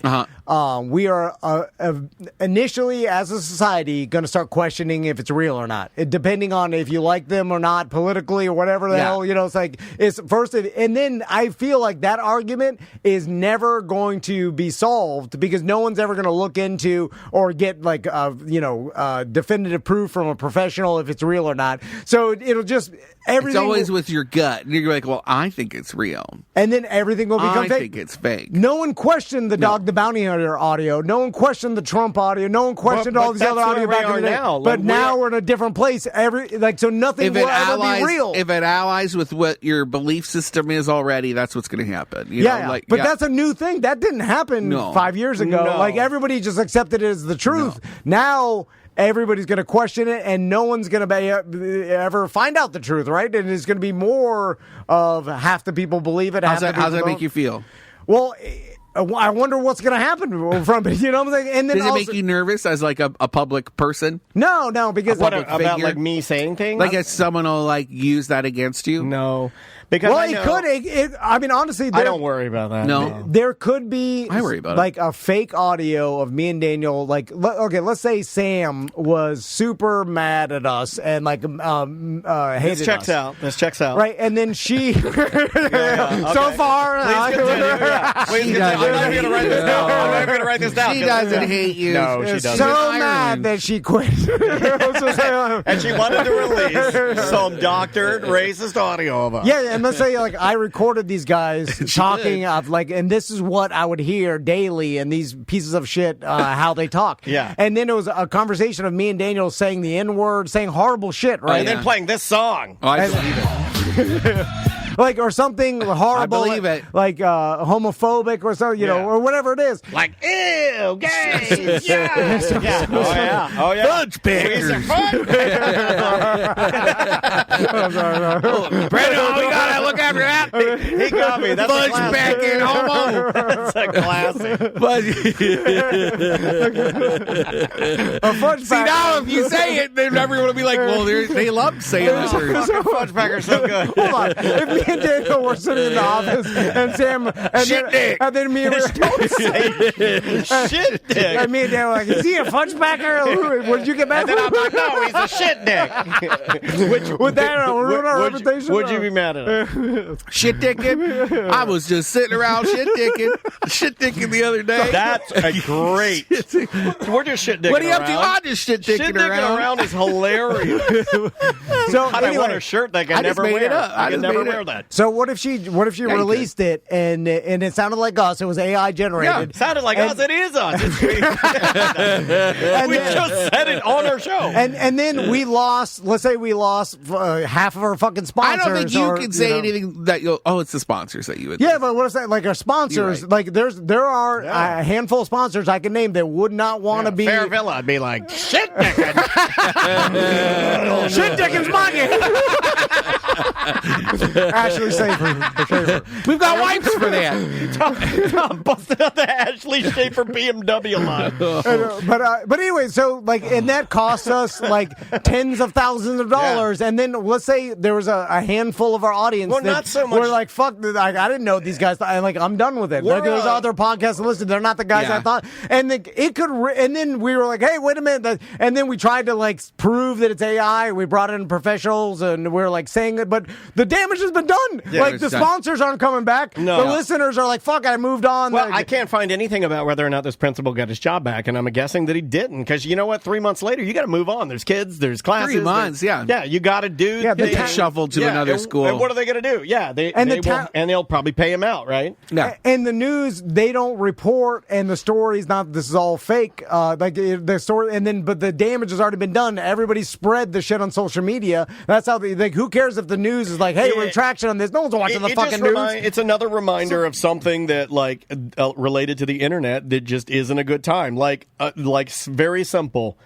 Middle school girl, high school girl or boy, nude photo released to everybody, group chat, everybody in the school has it instantly, and your whole life is changed. I was really nervous, like, in the height of the anti-drag shit, that like someone even just would like take a photo of a kid waving at me through the window at Technical Brewing. Yeah, you mentioned that to me. That made me nervous. Yeah, no, I was always trying to get Maisie to go over there and hug you, and I was going to snap a couple secrets. I know, and I like kids. Yeah, she loves you. Good. Or if you look at it in a positive, I love kids. Well, let's look at it. See, somebody could take that. Did I tell you about my faggot idea? What? I want to do a video where you have Tom's attention. It's like, sir, we say shit, Dick. I'm going to have to ask you to leave. We don't use that kind of language. I want to do a video of it, like the clown, except it's a drag queen and it's me in the sewer, and the name of it is Faggot. And it's a whole series of me. I will fund that right now. Me as a drag queen. You got your first corporate sponsor. I'm on board. Trying to groom little kids. I'm going to be a producer. When people ask me, they're like, what do you do? I'm a podcaster, movie producer. They're like, what movies have you produced? Fag-it. I can't say it. Fag-it. Huge in Florida. Republicans loved it. Everybody loves it. You got a bunch of extras. idea? We could film this whole thing. I think it's really funny. I think it's funny too. Yeah, fag We thought it was a California Can I play a kid? Can I play a? Yeah, you can but be I'm the an kid. undesirable because you get up to me and you're like, "Oh, you're chunky, disgusting." Yeah, you're looking a little aged. Yeah, start patting my Aged. belly. Yeah. So here's the optimistic way to look at it, right? So this is coming from you. Oh. So this, and I heard Neil deGrasse Tyson talk about this a little bit, and it's I've gotta be mentioned true. it, but just about how everything will be fake and then it'll turn into nothing.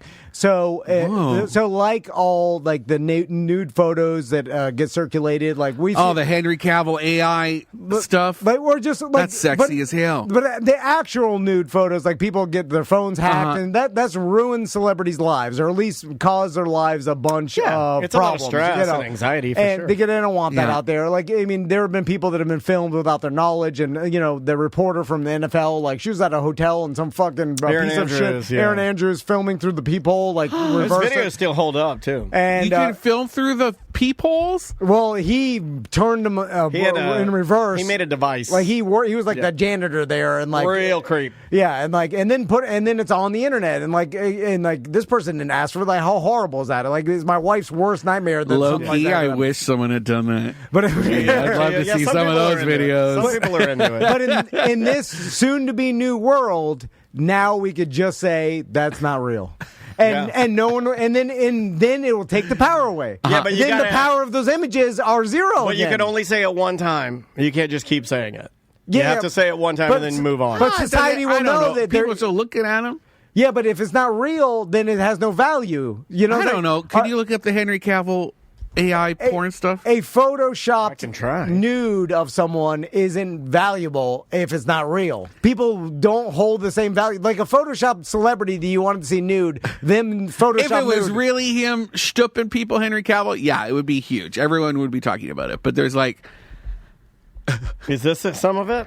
kinda, yeah, AI porn. What? Oh, they're talking about queer baiting AI porn, and that's Henry Cavill. Yeah, I don't know, man. This is Just do the image search, you'll see. So people's lives won't get affected so much with nudes of them with shit from the past they There's did on one. the internet. There's one. I mean, yeah. that's pretty good. Like, I'm going to tell my sons some of the more embarrassing Drunky the Bear stuff is fake. Yeah, and they will believe it That's because actually they not a bad idea. Like me, They're not going to believe it. yeah, they will because No. they're growing up in a world where everything's going to be fucking They fake. know, can say they know that. you're full of shit, Dick. And that's He's going to say that to their kids. Are going to be smoking a cigarette. They'll look you in the face and say, "You're full of shit, Dick." I mean, that is the end of it, right? Is that we think that we can say that, but kids who have, or people that have a different relationship with Yeah. it. I mean, I like your hypothesis. I think it's good. But I do wonder if kids will have the relationship we've talked about before with it and be able to see through it. Because just like, but Brendan, how would they even know? Well, I mean, like Brendan, walks into that house, right, of his friend, or the person that's selling that amazing house, yeah. and all the art on the walls. Most people don't know, but Brendan knows because he has a different relationship with AI than most people do. But you wouldn't know it. But the AI art all looks the same. Like now, like Some of it does. Everything. No, it's there's like a cleanness or like a finish. Yeah, it all has a but style. you can change that. But I know. But it all has essentially a style. But I'm saying, like, I was making AI watercolor pictures the other day. Oh, really? And it doesn't look like AI. It's crazy. Yeah, and then it's like I wasn't making it. I was asking it to make it. Yeah. You want to take a call? Hello? What do you want to say, sir? Hi. Hi. This is Tyler. Hey, Tyler. What's up, I buddy? believe you call me the historian. Oh, the historian. hey, what's going on, We dude? love you, dude. Thanks for calling us, man. How are you? I appreciate the nice words. I wanted to call and ask a question real quick. Sure. I don't know if Tom minds me bringing it up, but He'll love Drunky the it. Bear. It's been 20 years since you started Drunky the Bear, because I believe you started in 2004. Yeah, For a the blog historian knows. post? Yeah, he knows. This guy knows. I didn't know if you guys were going to do anything to acknowledge the 20-year anniversary. that's a I know great you. question. Oh, are you coming to the celebration? I will. It's a gathering. Yeah. It's a gathering, The gathering of the Bears. Yeah, we're doing a bear gathering. A teddy bear picnic. Yeah, teddy bear picnic. Are you going to be there? I'll be there if you have one. Well, but I thought it'd be a good merch opportunity for you guys at the very least. Maybe doing something. Do a merch item. Are you at this point? Are you our Stuff the Magic Dragon? Can we still keep Drunky the Bear as the mascot of our show, or is that double dipping in some way? Well, first it's a goddamn Disney's property. It's a Bear in the Big Blue House. It's not even a one-off. No, you can't change it because everybody associates that. Alter it a little bit. You know, like I think we colored your nose. Didn't you color the nose differently? Why don't we just hire a double? Why don't you get someone that looks like you to wear it at your event? Well, no one cares anymore, Tyler. Tyler does. Like, is Tyler still here? Yeah, he's still there. Yeah, I'm here. What should I do to acknowledge this, the 20-year anniversary of Drunky the Bear? We're going to go to break in a bit, so give us a couple of ideas of things that you would like to see us do. Sell mead in those honey-shaped, those bear-shaped honey containers. He's an idea guy. And then if you get drunk. He's an idea guy. We go up to Zymarian, right? Yeah, Zymarian. We go to Zymarian mead. And they put it in a bear container. And then you say, I got the need for mead. Need for mead. And it's Top Gun, Drunky the Bear mead. I've always wanted... I think some of your most... Go ahead. Sorry, my bad. Well, I did always want to do a small social media-based documentary on Drunky the Bear, but I'm too lazy. Okay. You're going to do your own editing and everything? Well, I think about it. Like, it's just thoughts, just like everybody has. You think about it, you're like, that would Sometimes I'm sitting in my car at a light, I'm like, I wish I was Batman. I wish I was Batman. Hey, Mike, just throw some money at Mike and he'll do it with AI. He does AI Masterpiece Theater for us sometimes. No, really? It's so funny. And he can do that, an AI Masterpiece Theater for Drunky the Bear. I love it.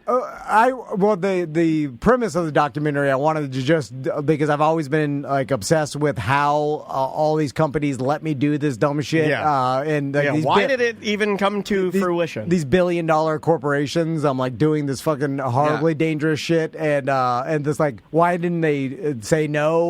Why did it was the time? Hey, but he doesn't accept that as the answer. He wants to he's it like, was pre-cell phone. Had to have known. It was also pre-cell phone camera, which is a weird thing too, because there's only small little bits of evidence of it in a day and age where there's video of everything. Like, I'm doing shit at the Do Action Sports Tour, and there's no video evidence of it at all. Well, it doesn't exist. There's like it does. Polaroid pictures of it. It does. We just need to find those people. I mean, like, there were enough. No, it's gone, destroyed. No, I think that with 80,000 people, the likelihood of some of that footage still in this surrounding area is pretty high. Maybe. A lot of people videoed that. Hey, great idea, historian. Thanks for calling, buddy. We appreciate the 2008 Miss Monster video of you being tased on the stage. At the very least. No, yeah. We can Little Man. With Little Man? And he's trying to catch you. Mini Drunky. Mini Drunky. Yeah. Still talk to Alan every once in a while. Alan's a good dude. Yeah. Thanks for calling, buddy. We appreciate it. A historian he knows everything about the show. All the history. So he's obsessed with it. Although not that many other people are. So there's where he's the money. One of one. Yeah, he's a one of one. You'd be interested in a historian, but I don't know how many other people would be. I like it. And then it's like also to do the effort to put together like a documentary like that, because I do think it would be. Well, he just wanted a celebration. I think you wanted the Well, the documentary lives. He just wanted to just stop by like Cappy's and have a sub with him or something. Well, you can screen it. It's part of your celebration. Well, he has to make the documentary first. Yeah. There's no documentary. Hire someone else to do it. Yeah, we get Kurt. Money. You got old Kurt, and he's in love with your sister. No. We found that out. Yeah. Oh, really? Yeah. Well, we were doing the voice. You have a hot sister? We were doing the voice. What if Kirk was my brother-in-law? That'd be awesome. Then you definitely have a documentary. He'd be like, God damn, he won't shut up. Every Thanksgiving he's talking about the stupid Drunky the Bear documentary. He's just trying to make a plate. He's putting gravy on his turkey. And you're like, I really think this thing's got legs, and we'll just keep it small just for like social media.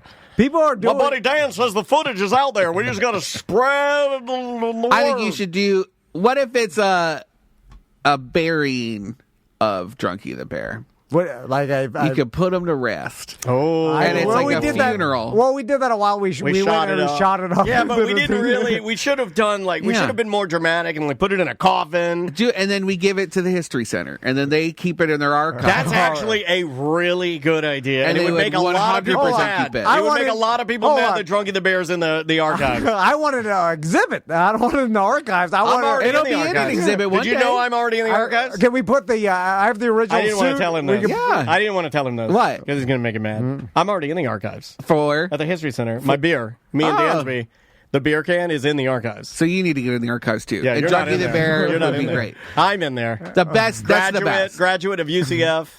Daniel with your weather. Do it. But I want the exhibit so the people can see. Yeah, the archives. You want it goes in the archives, and then eventually they'll do it. What's they'll do the a show exhibit? about How it. big is the? Is it like the? Oh, it's big. Are you going to be there? Are you going to be? For opening night, but then after you have to pay for the show. You on a wheelchair or something? Because all of the people when they do these, like when we did the figurehead exhibit. Like that one, there were, multiple pieces of art. How much of that stuff have you collected? Do you have the original scooter? Do you have some boxes? Do you have some stuff that we can put in there? I got the original suit. I got some. That's about it. That's about it? I didn't save much. That's it? Not much of. You got old merch. Like from Single Rhymes. You've got the painting, the Drunky the Bear painting. Yeah, I got the painting. That's it. In the radio days, there were they didn't create merch back in the days as much. They don't do it now. Yeah. The other programs aren't doing it as much. No. It's a pain in the ass. You got to create. You got to someplace to store it. You need a merch person. That's why we love Eric. It's but still a pain in the ass. We're going to launch ours for Yoga High. 10 years. Oh, yeah? We need some Yoga High merch. Yeah. What are you going to do? I don't know. It's very varsity themed, so we need some hoodies. Oh, like Yoga High. I got you. Yeah, like high school. Ooh, do trapper keepers that you can keep your weed in. Oh, that'd be cute. Can you make a Yoga High Bill Belichick sleeveless hoodie? Because I've always wanted to rock a sleeveless hoodie. Yeah, with the big neck. Yeah. I just made one of my. I just did that with one of my hoodies. I chopped it off, on an angle. You need to start doing that. You need to start dressing like a workout man. No. Well, I saw you showing off your little belly button at a party. I saw that what he was doing? He was squeezing Mike B's tits. Oh, really? Yeah. Oh, I got too drunk. And then I blacked when he gets out. drunk, he starts sucking men's tits. I saw it, and then all of a sudden I saw Scotty did like an hour or two before I saw it. Here's something you don't know about us. When we get drunk, we suck men's tits. Yeah! One drink from shit dick. That's what I say. All right. I'm always one beer away from shit dicking. Shit dicking some friends. The band ties in. The name of the band is Hungover. Oh. The name of the song is Shake It Off, but it's not like Taylor Swift. We'll be back with more A Mediocre Time right after this, and then we'll ease into the weekend. Yep.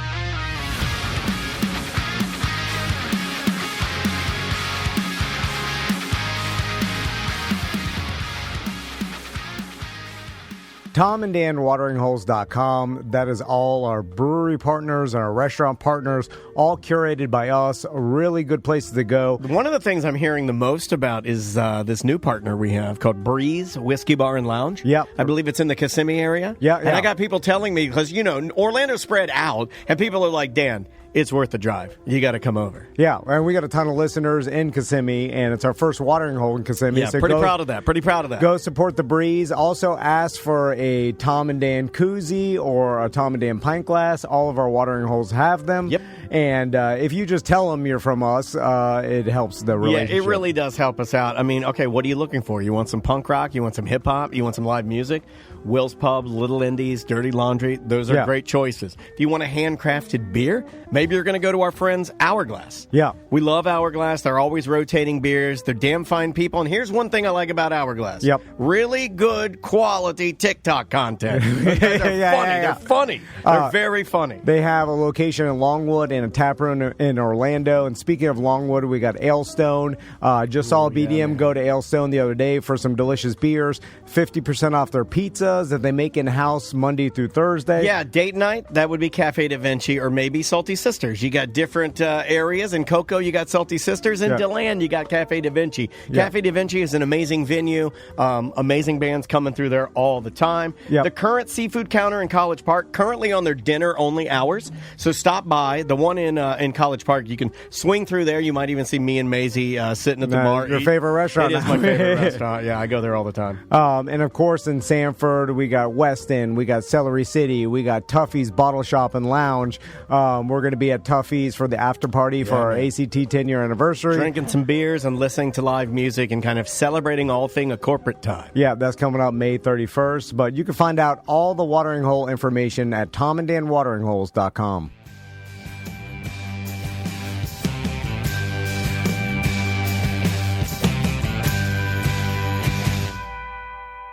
Well, that caught me by surprise there a little bit. Hey, well, you're on it. Yeah, we're here. Hey, welcome back to A Mediocre Time. Tom, Dan, Brendan O'Connor. Hi. Oh, speaking of mushrooms, hey, what on them right now? Whoa, shit dicks! I got some at home. Shit dicks! Oh, shit dicks!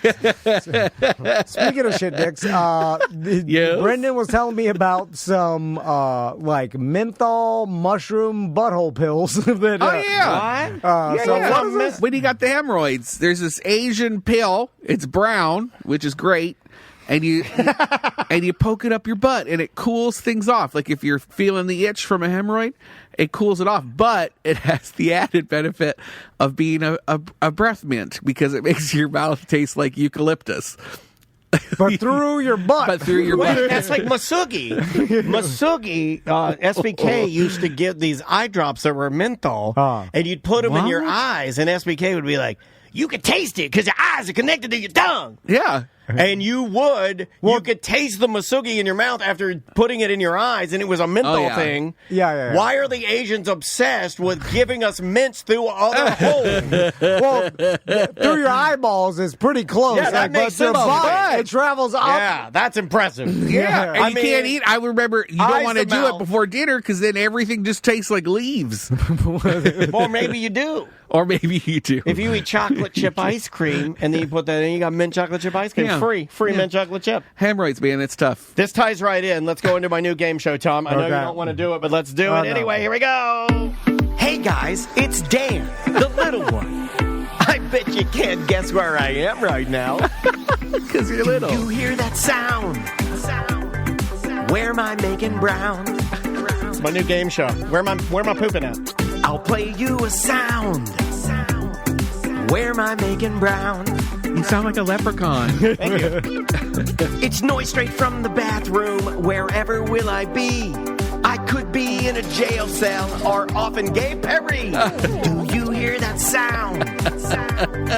Where am I making brown? Yay! I knew you'd love this. I love every time you make a song. You a sound. Where am I making brown? I need an album. Browntown.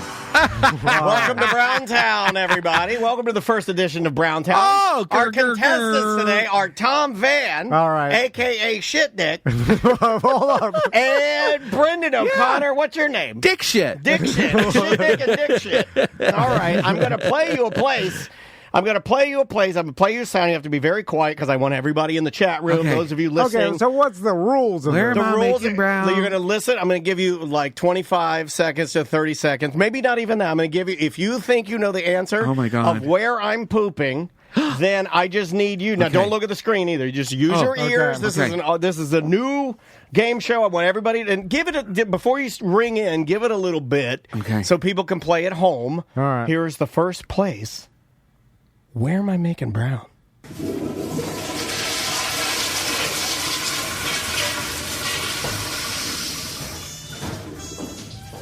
Panera.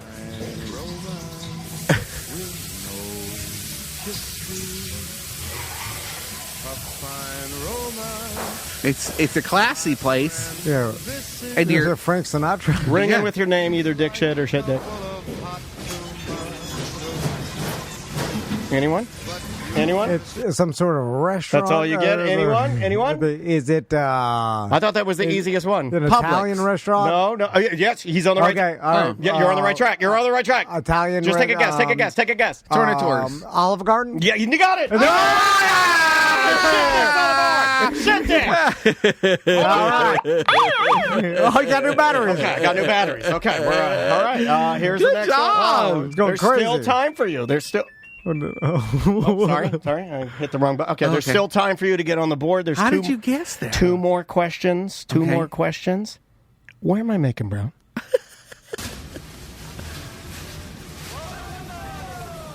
Welcome to Moe's. He got it. Whoa. Let's let it go. Let's let it play out.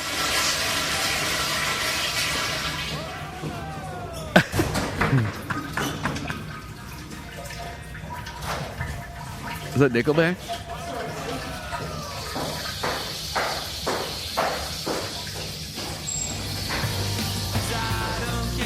How's it gonna be? All right, you got that one. It's Yeah! time. Tiebreaker. Here's the tiebreaker. Oh, tiebreaker! Big tiebreaker against dick shit and shit dick. Fellas, let me ask you, where am I making brown?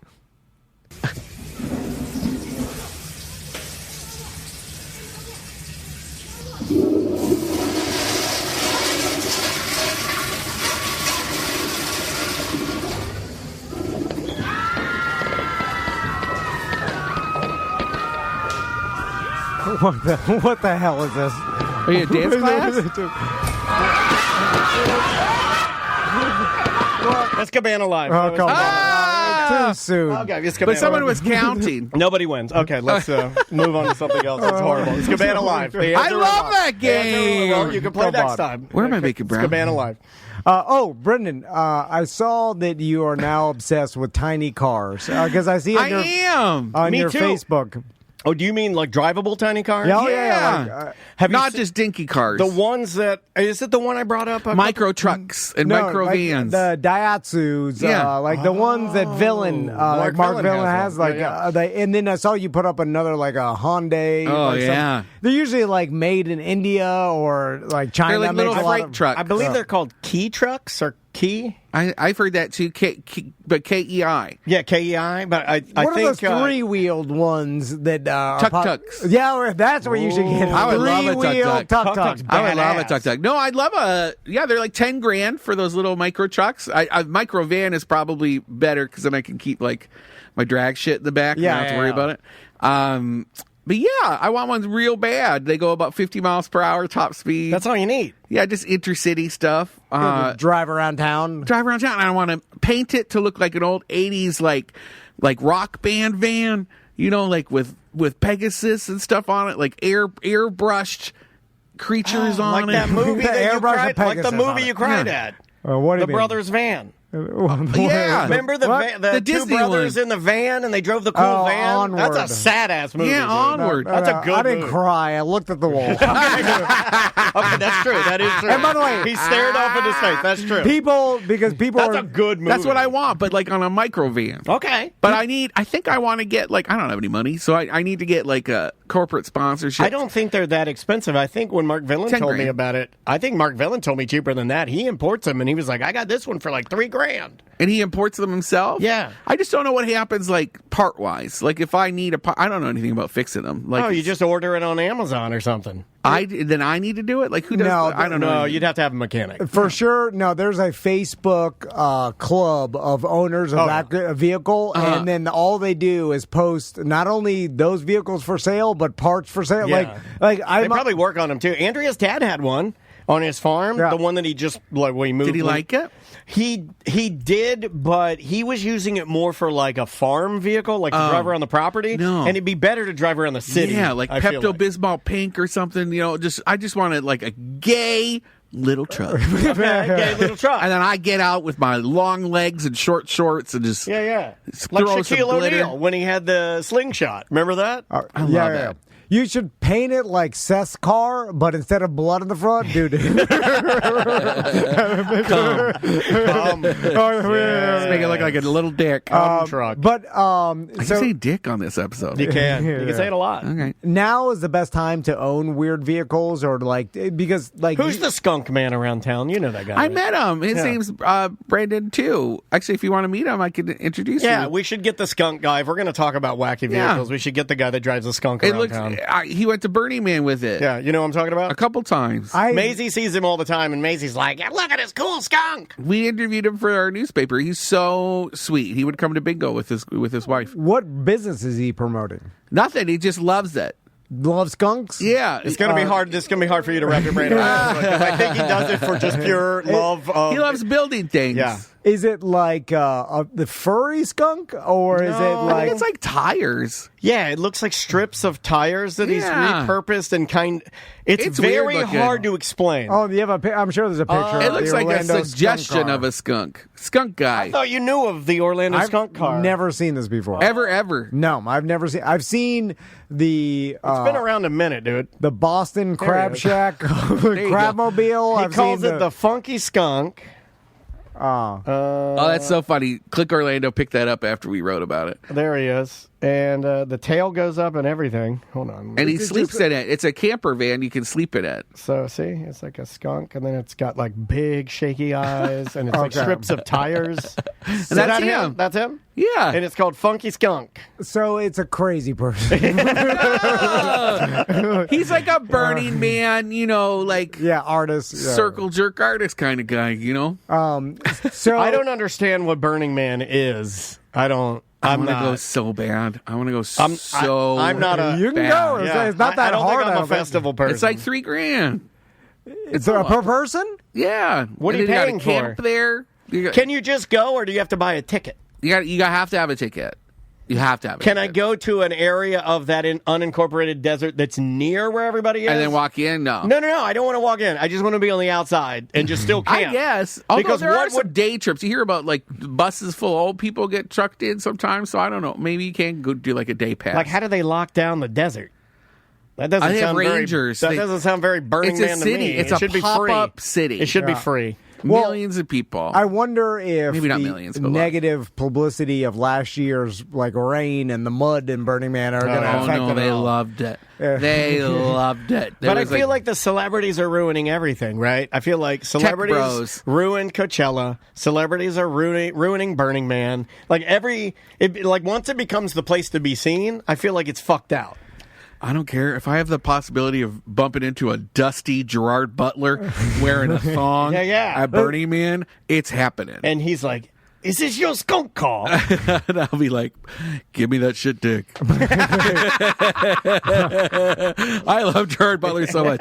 Kick me in the chest and say, this is Sparta. Kick me down the hole, please. My buddy Logic Man Andy, he talked to us about it. He goes mostly he's been going every year for a while. We have a guy in the chat room, Robert. He says, tickets ain't cheap. I've been 5 years to Burning Man. I just want somebody to explain to me, like, if I go... What do I get out of Burning Man? Or music. It's just like it's all. What kind of music? It's like thumpa music. You do drugs. You rave. How do you rave? You look at art. Yeah, it's a bunch of art installations. You talk to people. Yeah. You basically walk into the orgy tent and have a crystal ball meditation. Yeah. There's lots of you just walk around and see weird shit, and that's all it's about. Everybody's openly basically doing drugs in a one-off built weekend city, and there's like skydive. And they've monetized it. Obviously, there's huge. You can spend crazy amounts of money either staying in cars.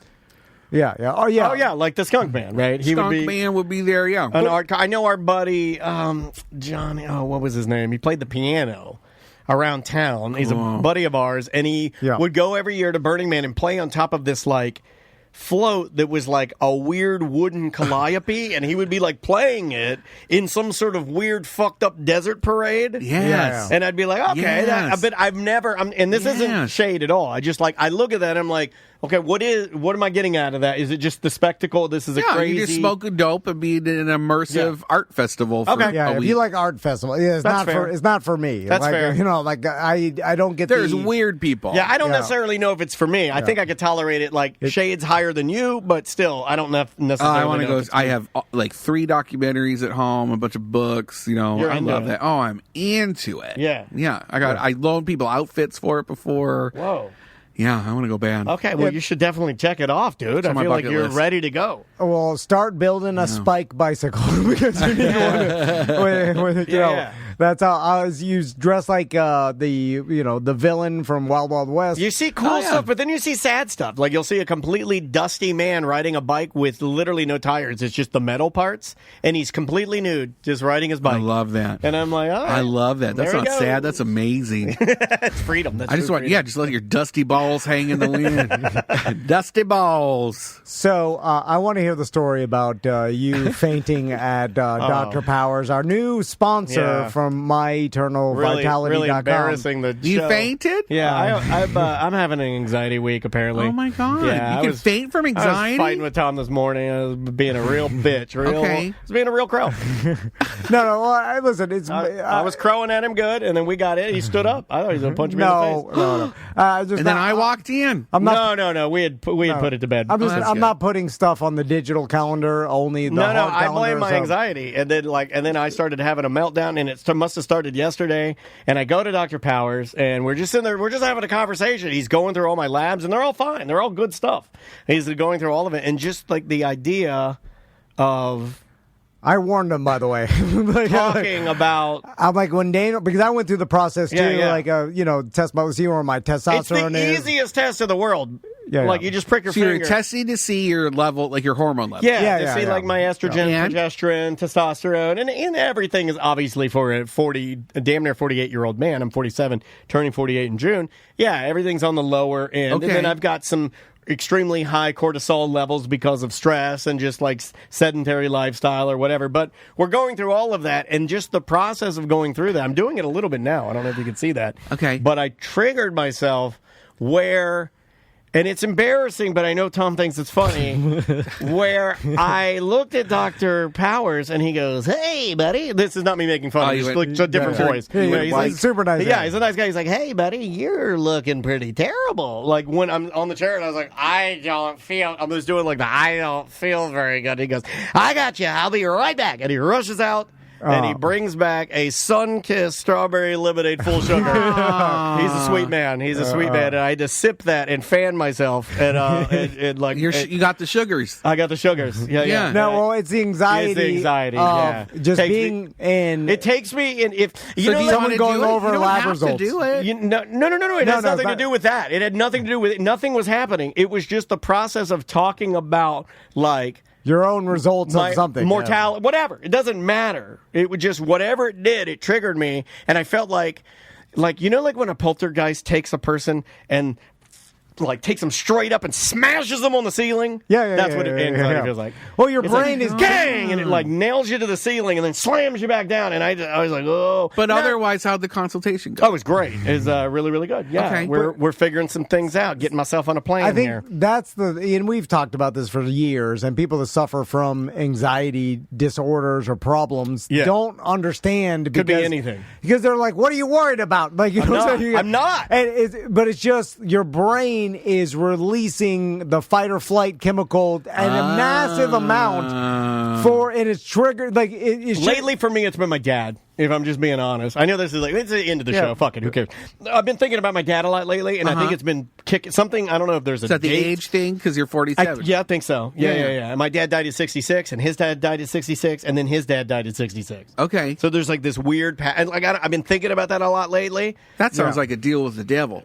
It does, right? With all the sixes, I know. It really does. But a lot of it's irrational, and your brain is just releasing a chemical, and it's causing your body to go through You have to let the fear pass through you. I know, right? That is the way. That's what Timothy Chalamet But said. we're saying how we deal with... Daniel's brain is operating a different, who knows what he's doing? No one knows. Pace here. Nothing can be done. His brain She's an independent woman. Is dumping... no, he explained it to me a little bit. Dr. Powers was really cool cool about we were talking about his name. The amount of stress and what I've put on myself, and he's like, you have worked in a high-stress job. He's like, you're a weird case for me because I've been working at a top-tier, almost high-stress level of performing at weird hours. Think 3 a.m. to, noon when I was doing mornings. I was overnights with Drew, but I always in a performance aspect, always trying to competitive, be the best, be the fun, always trying to do it at a really high level since I was 19. So when he's looking at cortisone levels, that's mine are off the chart, and they're just like that now because you've been like that for so long. Your default is just higher than everybody else's. I wouldn't disagree with that. I don't know if I could agree fully with that because I'm not a doctor, but yeah. I think a little of that. Yeah, no. What does he do? What's Dr. Powers do? It's a chemical. Well, he does hormone replacement. Yeah, he's been working with my wife because she's been having some pretty terrible issues, all of her life with cramping and just her cycle and stuff. I know this isn't fun stuff to talk about. But your hormones get off as you age, and then he just... Holly Berry actually went in front of Congress 2 days ago to get more funding for women that are dealing with PMS, and she's like, I'm premenstrual now, and she's like, we need to figure this out because people are suffering. It's just weird that it popped up in the news. Premenopause, it's the premenopause deal. And then so there's ways to help people deal with this, and you don't have to just be stuck with it. Bodies are so weird. They are biohack. They are. Guess what? Every rich person, every celebrity, every person with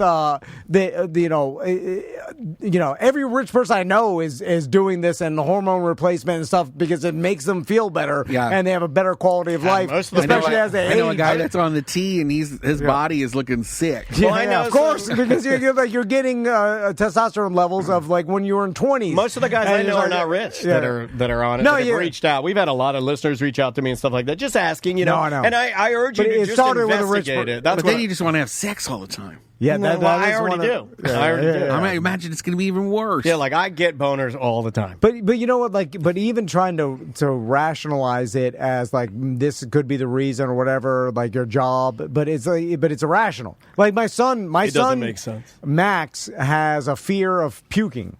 And it's last night. It's consuming his life right now, and it's he's scared someone's going to puke at school. Is puking? It's a real thing. And I looked it up, and a lot of people, a lot of kids have this. Everyone, but it's an irrational fear, and no matter how irrational it is, telling the person that it doesn't matter because this is. You watch Stand By Me. Well, I think that's the part that is the most. The worst part about it. It's hard to.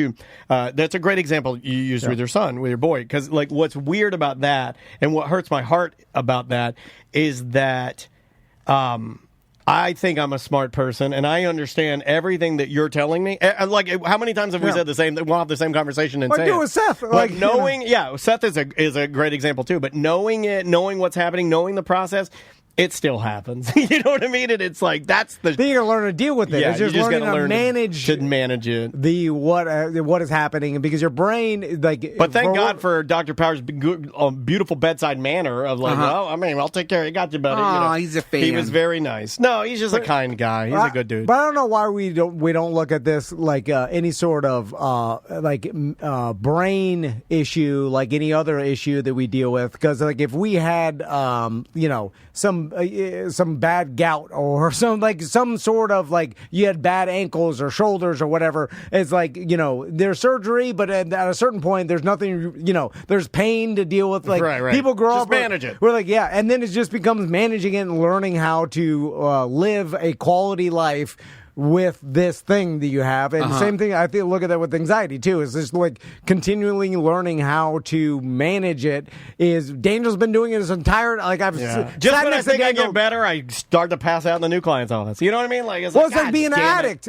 You're an addict your whole life, and that is a brain issue. And then so that's a lifetime commitment. Listen to fucking Steve-O of all people talk about it. Insightful of you talking about it. No, I don't. Say it's, we talk about this a lot, man. It's a lifetime of managing it. He's also not going to go away. He's also affected by it. He has to sit next to me. He sits next to a goddamn crazy motherfucker. No, it's not crazy. It's how your life or how your brain works, and then it's you're doing. You're not crazy. You're just fucking weird.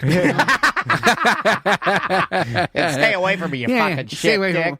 You fucking shit dick.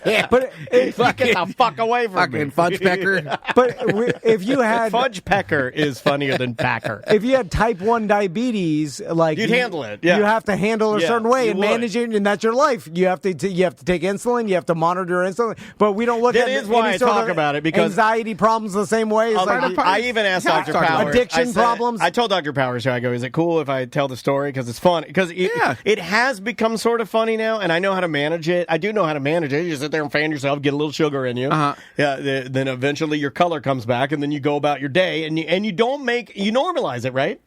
Because the number of emails that I get from listeners that say I have this same thing, but it's embarrassing and I don't talk about it, or my family doesn't even know, or my wife doesn't even know, or I don't want the guys at the work. That makes it worse. Just let everybody know. I just say just let everybody know. Like, hey, you got to come out of the closet, you know? Like, be yourself. With your health stuff, with your, just tell. There's no reason to hide that shit. Unless it's, like, really weird, like you have a tail or something. Also, I wish I Or you're an X-Man. Depends on where you work. Oil rig, they're not going to understand. No. I was gonna say football team, maybe not either. You know, I dated a guy who worked at an oil rig. Oh, roughneck? Yeah, and I'd only see him like in the summer. Like, he was gone for months. And I say dated loosely, but we would hook up when he'd get back home. Oh, big old oil dick. Lots of money. Yeah, a lot of money. Big truck. Whip a chain around it. That's how they do it. I watch those videos. That's in my algorithm. I know what he's going to be making on AI later. It's going to be Brendan and Henry oil Cavill guy. on an oil rig. Whipping each other with chains. Yeah. Let's do a couple voicemails in the show with that. All right, yeah, we neglect our voicemails, but you guys leave some good ones. Thanks, and you know what? I want to give a special shout out to the historian for calling in today. Oh, it's sweet. really cool to talk to you, dude. We love your voicemails. You are super duper funny. Oh, also, I want to mention that Daniel showed me that someone on Reddit went back and actually labeled all the OG shows 1 through 159. Yes. Because when we started releasing OG shows 10 plus years ago, when we started doing the BDM program, we would randomly release OG shows. We didn't do it in chronological order. It was total random until we got to 159. Then it got to chronological order. Well, it just became easier for us too. So in Reddit, there's a list 1 through 159 of each show, like OG What's show. What's that feel like for you? I'm amazed by the amount of a buy-in. Yeah, that's crazy. I honestly wrote the guy and said, "I will give you a prize. Like, I appreciate you. Yeah. I feel like we owe you. Like, I would pay you money to do that.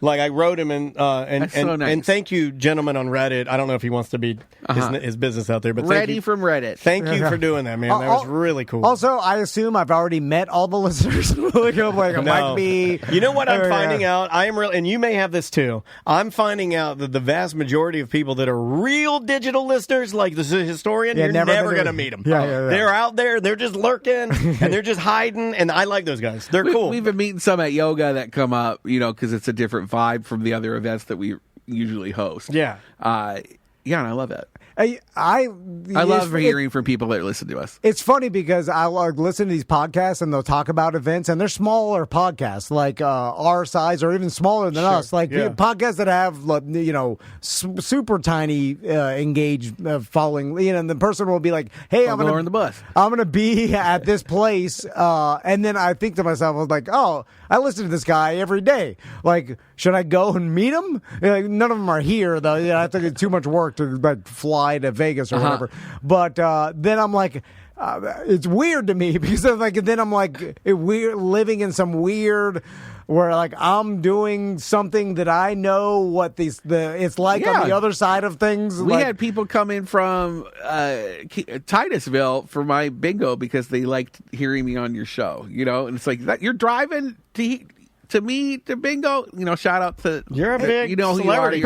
People enjoy your company. It's so sweet. But what's weird is because I'm so appreciative to every single person that comes up and says they listen to the show and they support the spot. Like, I really want them to, if they ever see me anywhere in this town, hi. Tell me. I'll sit there. I'll do whatever. I'll give you a shit dick. Hey, I don't even get a fucking shit dick. I'm telling you, I'll do whatever. Like, I'll sit there, do whatever. If you're cute, I'll make out. Let's go. If you you're like, hey, get in my car. I'll get in your car. Whatever you want. That is true. He will get in your car. Hey, give me money. Whatever you want. You know what's funny? I really am. I buy a lot of drinks. I do. I like buying drinks. If you see me at the Magic game tonight and you come up to me like, oh, I love listening, I'll just buy you a drink. Yay. Like I do it all the time. Every single person matters, like, more than anything Except now. for that one guy. You know, like because that person could end up using a sponsor, and if they buy a new air conditioner from American Air and Heat, then American Air and Heat may advertise with us for another year because you bought that new AC. One fucking year of advertising that one person got,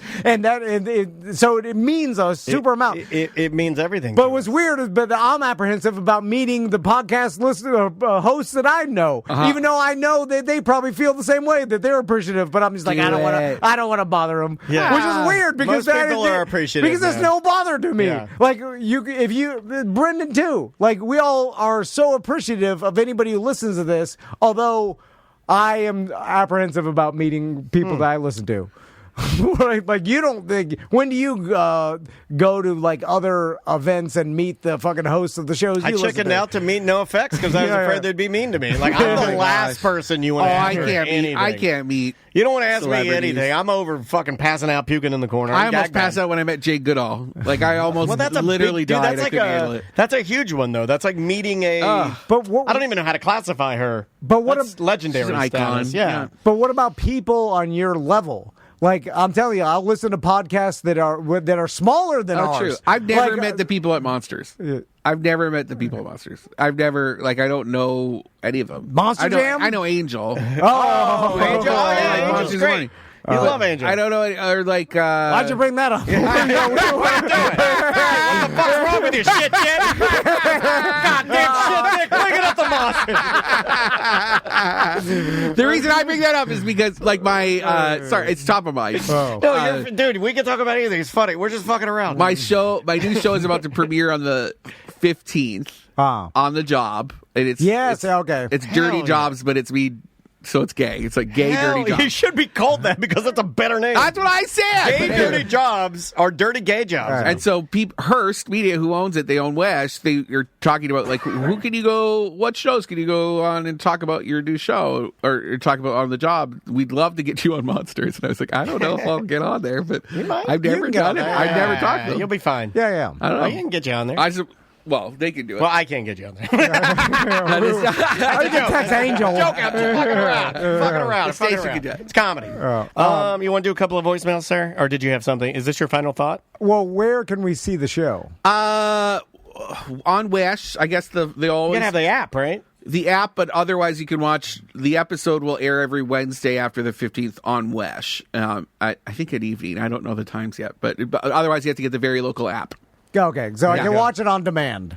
Yeah. Okay, well, that's the only way I watch things. I'll send it to you. I'm really excited about it. Yeah, it's going to be cool. That's awesome. How many episodes did you film already? I think there's 8. Damn, son. And there's like a season. 3 locations per episode. How hard is one episode how is it multiple days of filming? Yeah. Like 6 hours per segment. God, damn. Milking poisonous snakes at the Serpentarium.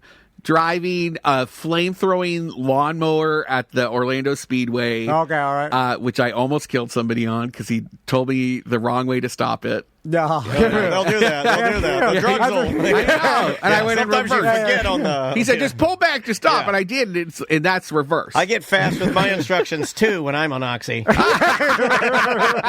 go fast. I'm like, you do this, you do that. Legoland. We did Legoland. All right. Yeah, I know. I love that stuff. It was so awesome. Cool. Thank you. Awesome. All right. I'm excited. Voicemails and get the hell out of here? Yeah. All right, here we go. Good afternoon, Tom and Dan. BDM Sludge Blood from Indiana here. I got a story for you. It's a little long, but I think it'll be worth it. And we can finally put a long-standing debate to bed, at least in my mind. Oh. You know squirt is pee, right? What did you just say to me? Squirt is pee. It is? Yeah. Uh-huh. The best it could ever be is like 1% Skeens fluid. I learned that from Logic Man. It's written in our bathroom. All right, no, he said the best you could hope for is 90% Skeens fluid. But that'll never happen. You'd have to be holding so much skin. Like, I fucked it all up. You'd have to have so much Skeens fluid. There's a gay cruising website called Squirt. Yeah. But that squirt is jizz. Yeah, that's pee-pee and cum. I know that. There's less pee-pee in jizz than there is squirt. That's true. That's true. There's Yeah. more pee in squirt than there.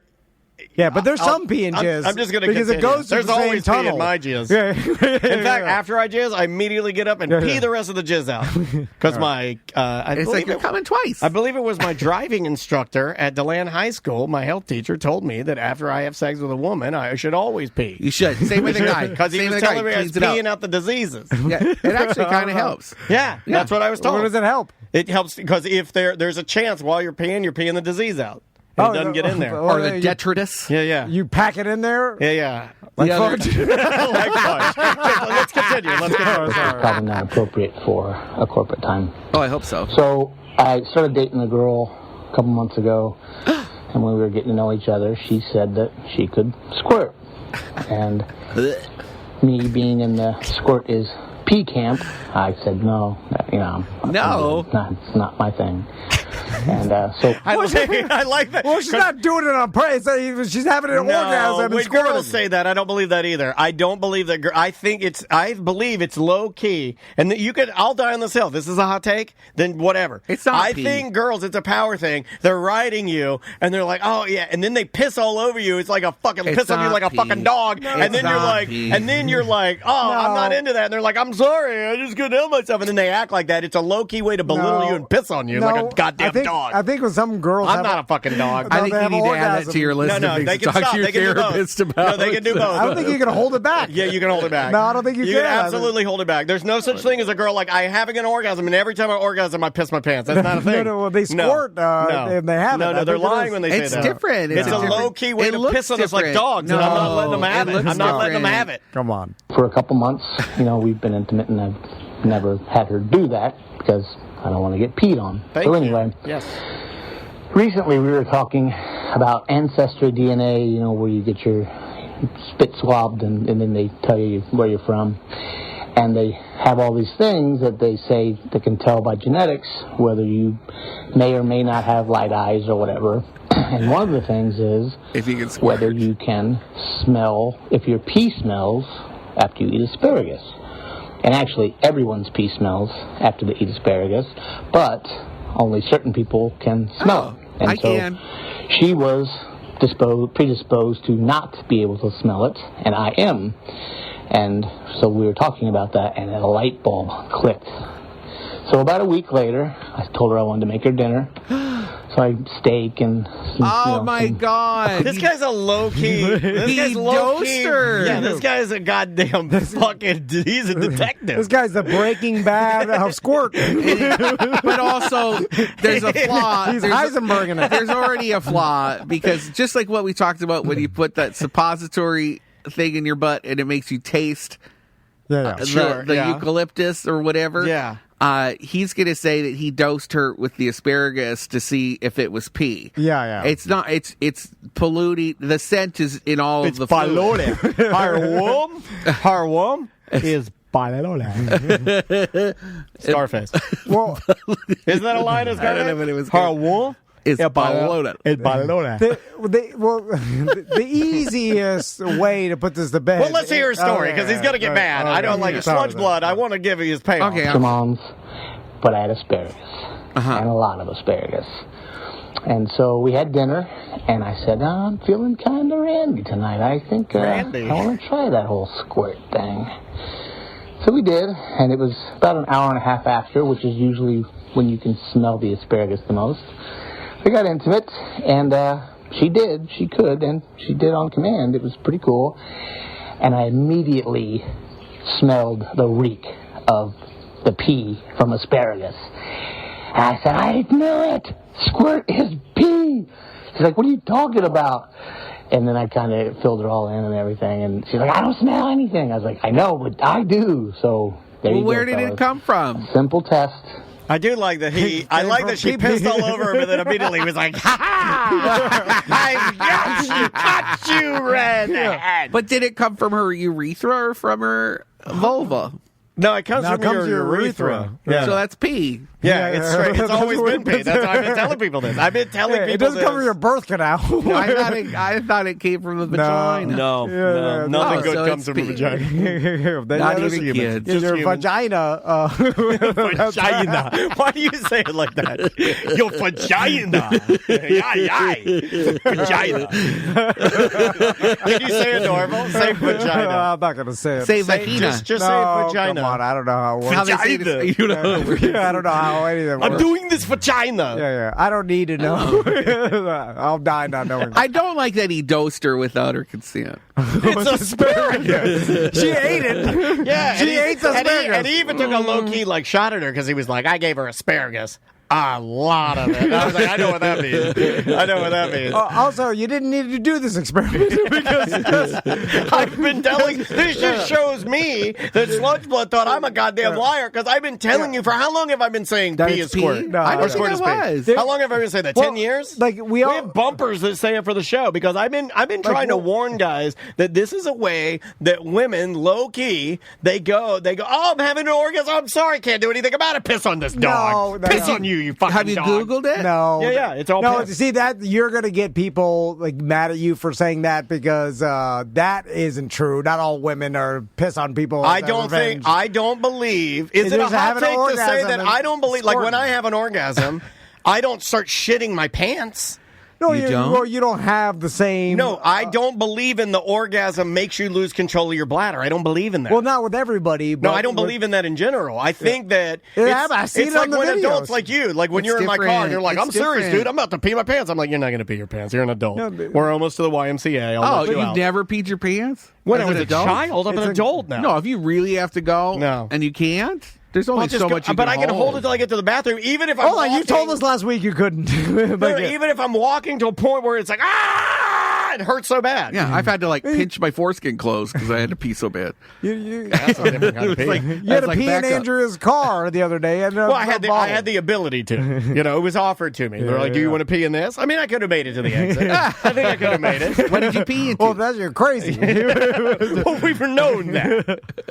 I peed into a wet wipes container. Okay. I took the wet wipes out, and then I put those back into like a Ziploc to keep them moist, and then I filled the entire wet wipes container up, and then I sat it in the on the side of your car, the third drink holder. Yeah. There's two in the center and two on the doors, but it's on an angle. Yeah, I put it on there. There's certain things in life living dangerously. Yeah, I do. That will always confuse me for the rest of my life, and one of them is the what are those things called? The fine water, the dowsing rods. Oh, dowsing rods. And no matter what we say, and no matter what the truth is, because the truth is they don't do nothing. Yeah. And there's no science behind them finding it. But they'll last forever. But they'll last forever because people just like squirt is not pee. That won't last forever. Yeah. It will. I mean, I say what I say, and people that do it are like, "Fuck you!" I don't believe in it. We were talking about this.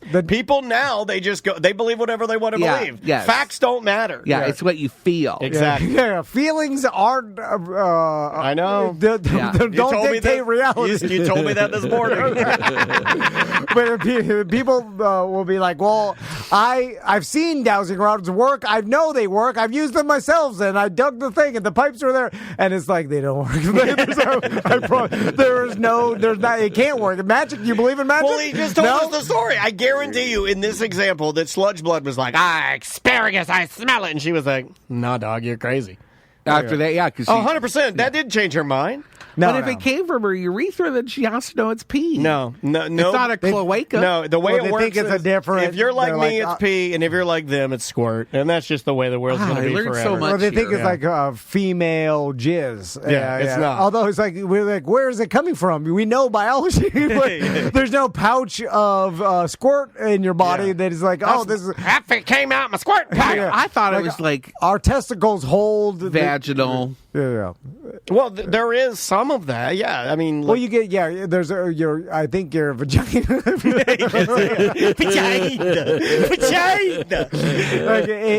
You say it like Paul Lynde. Do you remember Paul Lynde from Hollywood Squares? Vagina. Oh yeah, with the bang. But when it's spraying out and you're doing the hippo tail, so like that is coming from your urethra. Yeah, your pee-pee that is attached to your bladder. Here's how I know the squirt is pee. A girl squirting and a girl peeing look the same. That's all I need to see. Although it'd be weird if you hippotailed the pee-pee. They do. Sometimes they do. I do. Like sometimes when I'm peeing outside, I'll shake it over here, shake it over there. I do it like I'm feeding chicken. I call it writing my name in the snow. Yeah, there you go. Yeah. Well, Brendan, what's on Bungalow on the bus tonight? We went to Cavo's in Thornton Park. All right. Nice. Yeah, we were talking about some upcoming rule changes for food trucks. The city's making it a little bit more difficult. No food allowed. It's a little crazy. Drugs. Yeah, well, just no. Yeah. I don't know. That would make me laugh if they're like big food truck events, like Orlando Parking Lot Party. It's gonna be harder for them to happen now if these rules go through. Ugh. So that was the thing we were at, and I had to go. What's the reason against it? Complaints. When people complain, there's no like real rules in the code for the city to clamp down on like if say like I don't want to call them out, but like Ivanhoe Village, in Ivanhoe Park Brewing, and when they do food truck events, they get thousands of people in a day. Yeah, it's big, right? And you can't drive your car through those streets. So the while people it's happening. around them that live around there complain about the crowds that are right. Nobody lives over there because it's like mostly warehouses and stuff that's all getting redeveloped right now. But people like that complaint. Or like here locally, Tactical Brewing was under fire from a restaurant just up the street who hated that they had food trucks, and they said it was like taking business away from them, which has actually been proved. There's been studies done. Food trucks bring more people to your neighborhood, and those people who are eating from the food truck probably weren't going to go in your restaurant anyway.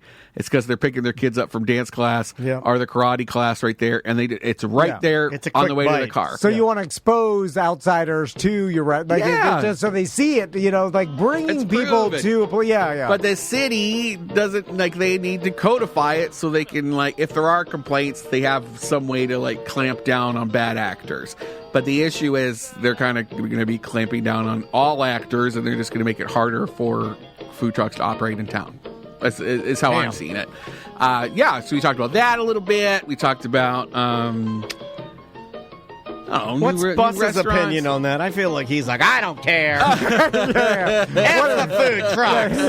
He agreed. He was with me. Food trucks suck. I'm John Busdecker, and I hate everything. And I think squirt is really female cum. Take that. Exactly what he said. You're going to have to hear it tonight, 8 o'clock. Yeah, you'll have to tune in and see if what I said is correct. Yeah. And we still have tickets left for our ACT Live 10-year anniversary show in Sanford. Yes, sir. At the Ritz Theater there. So you can get them. They're $10. You get a free ACT gift. You get a free drink at Tuffy's or the after party. Live music, a live show, special guests. I can't wait to go. Yeah, it's going to be super fun, man. Who are the special guests? I can't tell you. Yeah. We got a surprise special guest for the ACT, but we also have Ken Miller, Vince Taylor, and Ross doing stand-up comedy for 45 minutes before the show starts. Yeah. So it's going to be a good show for $10. And grab your tickets. I believe there's less than 40 left. Have a great weekend. Thanks for being here. Thanks for having me. We appreciate you.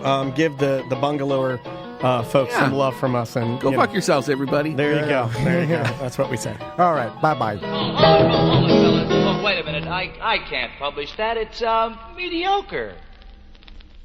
I am so fucking tired of doing podcasts. I'm literally done with them. I'm not doing any more podcasts.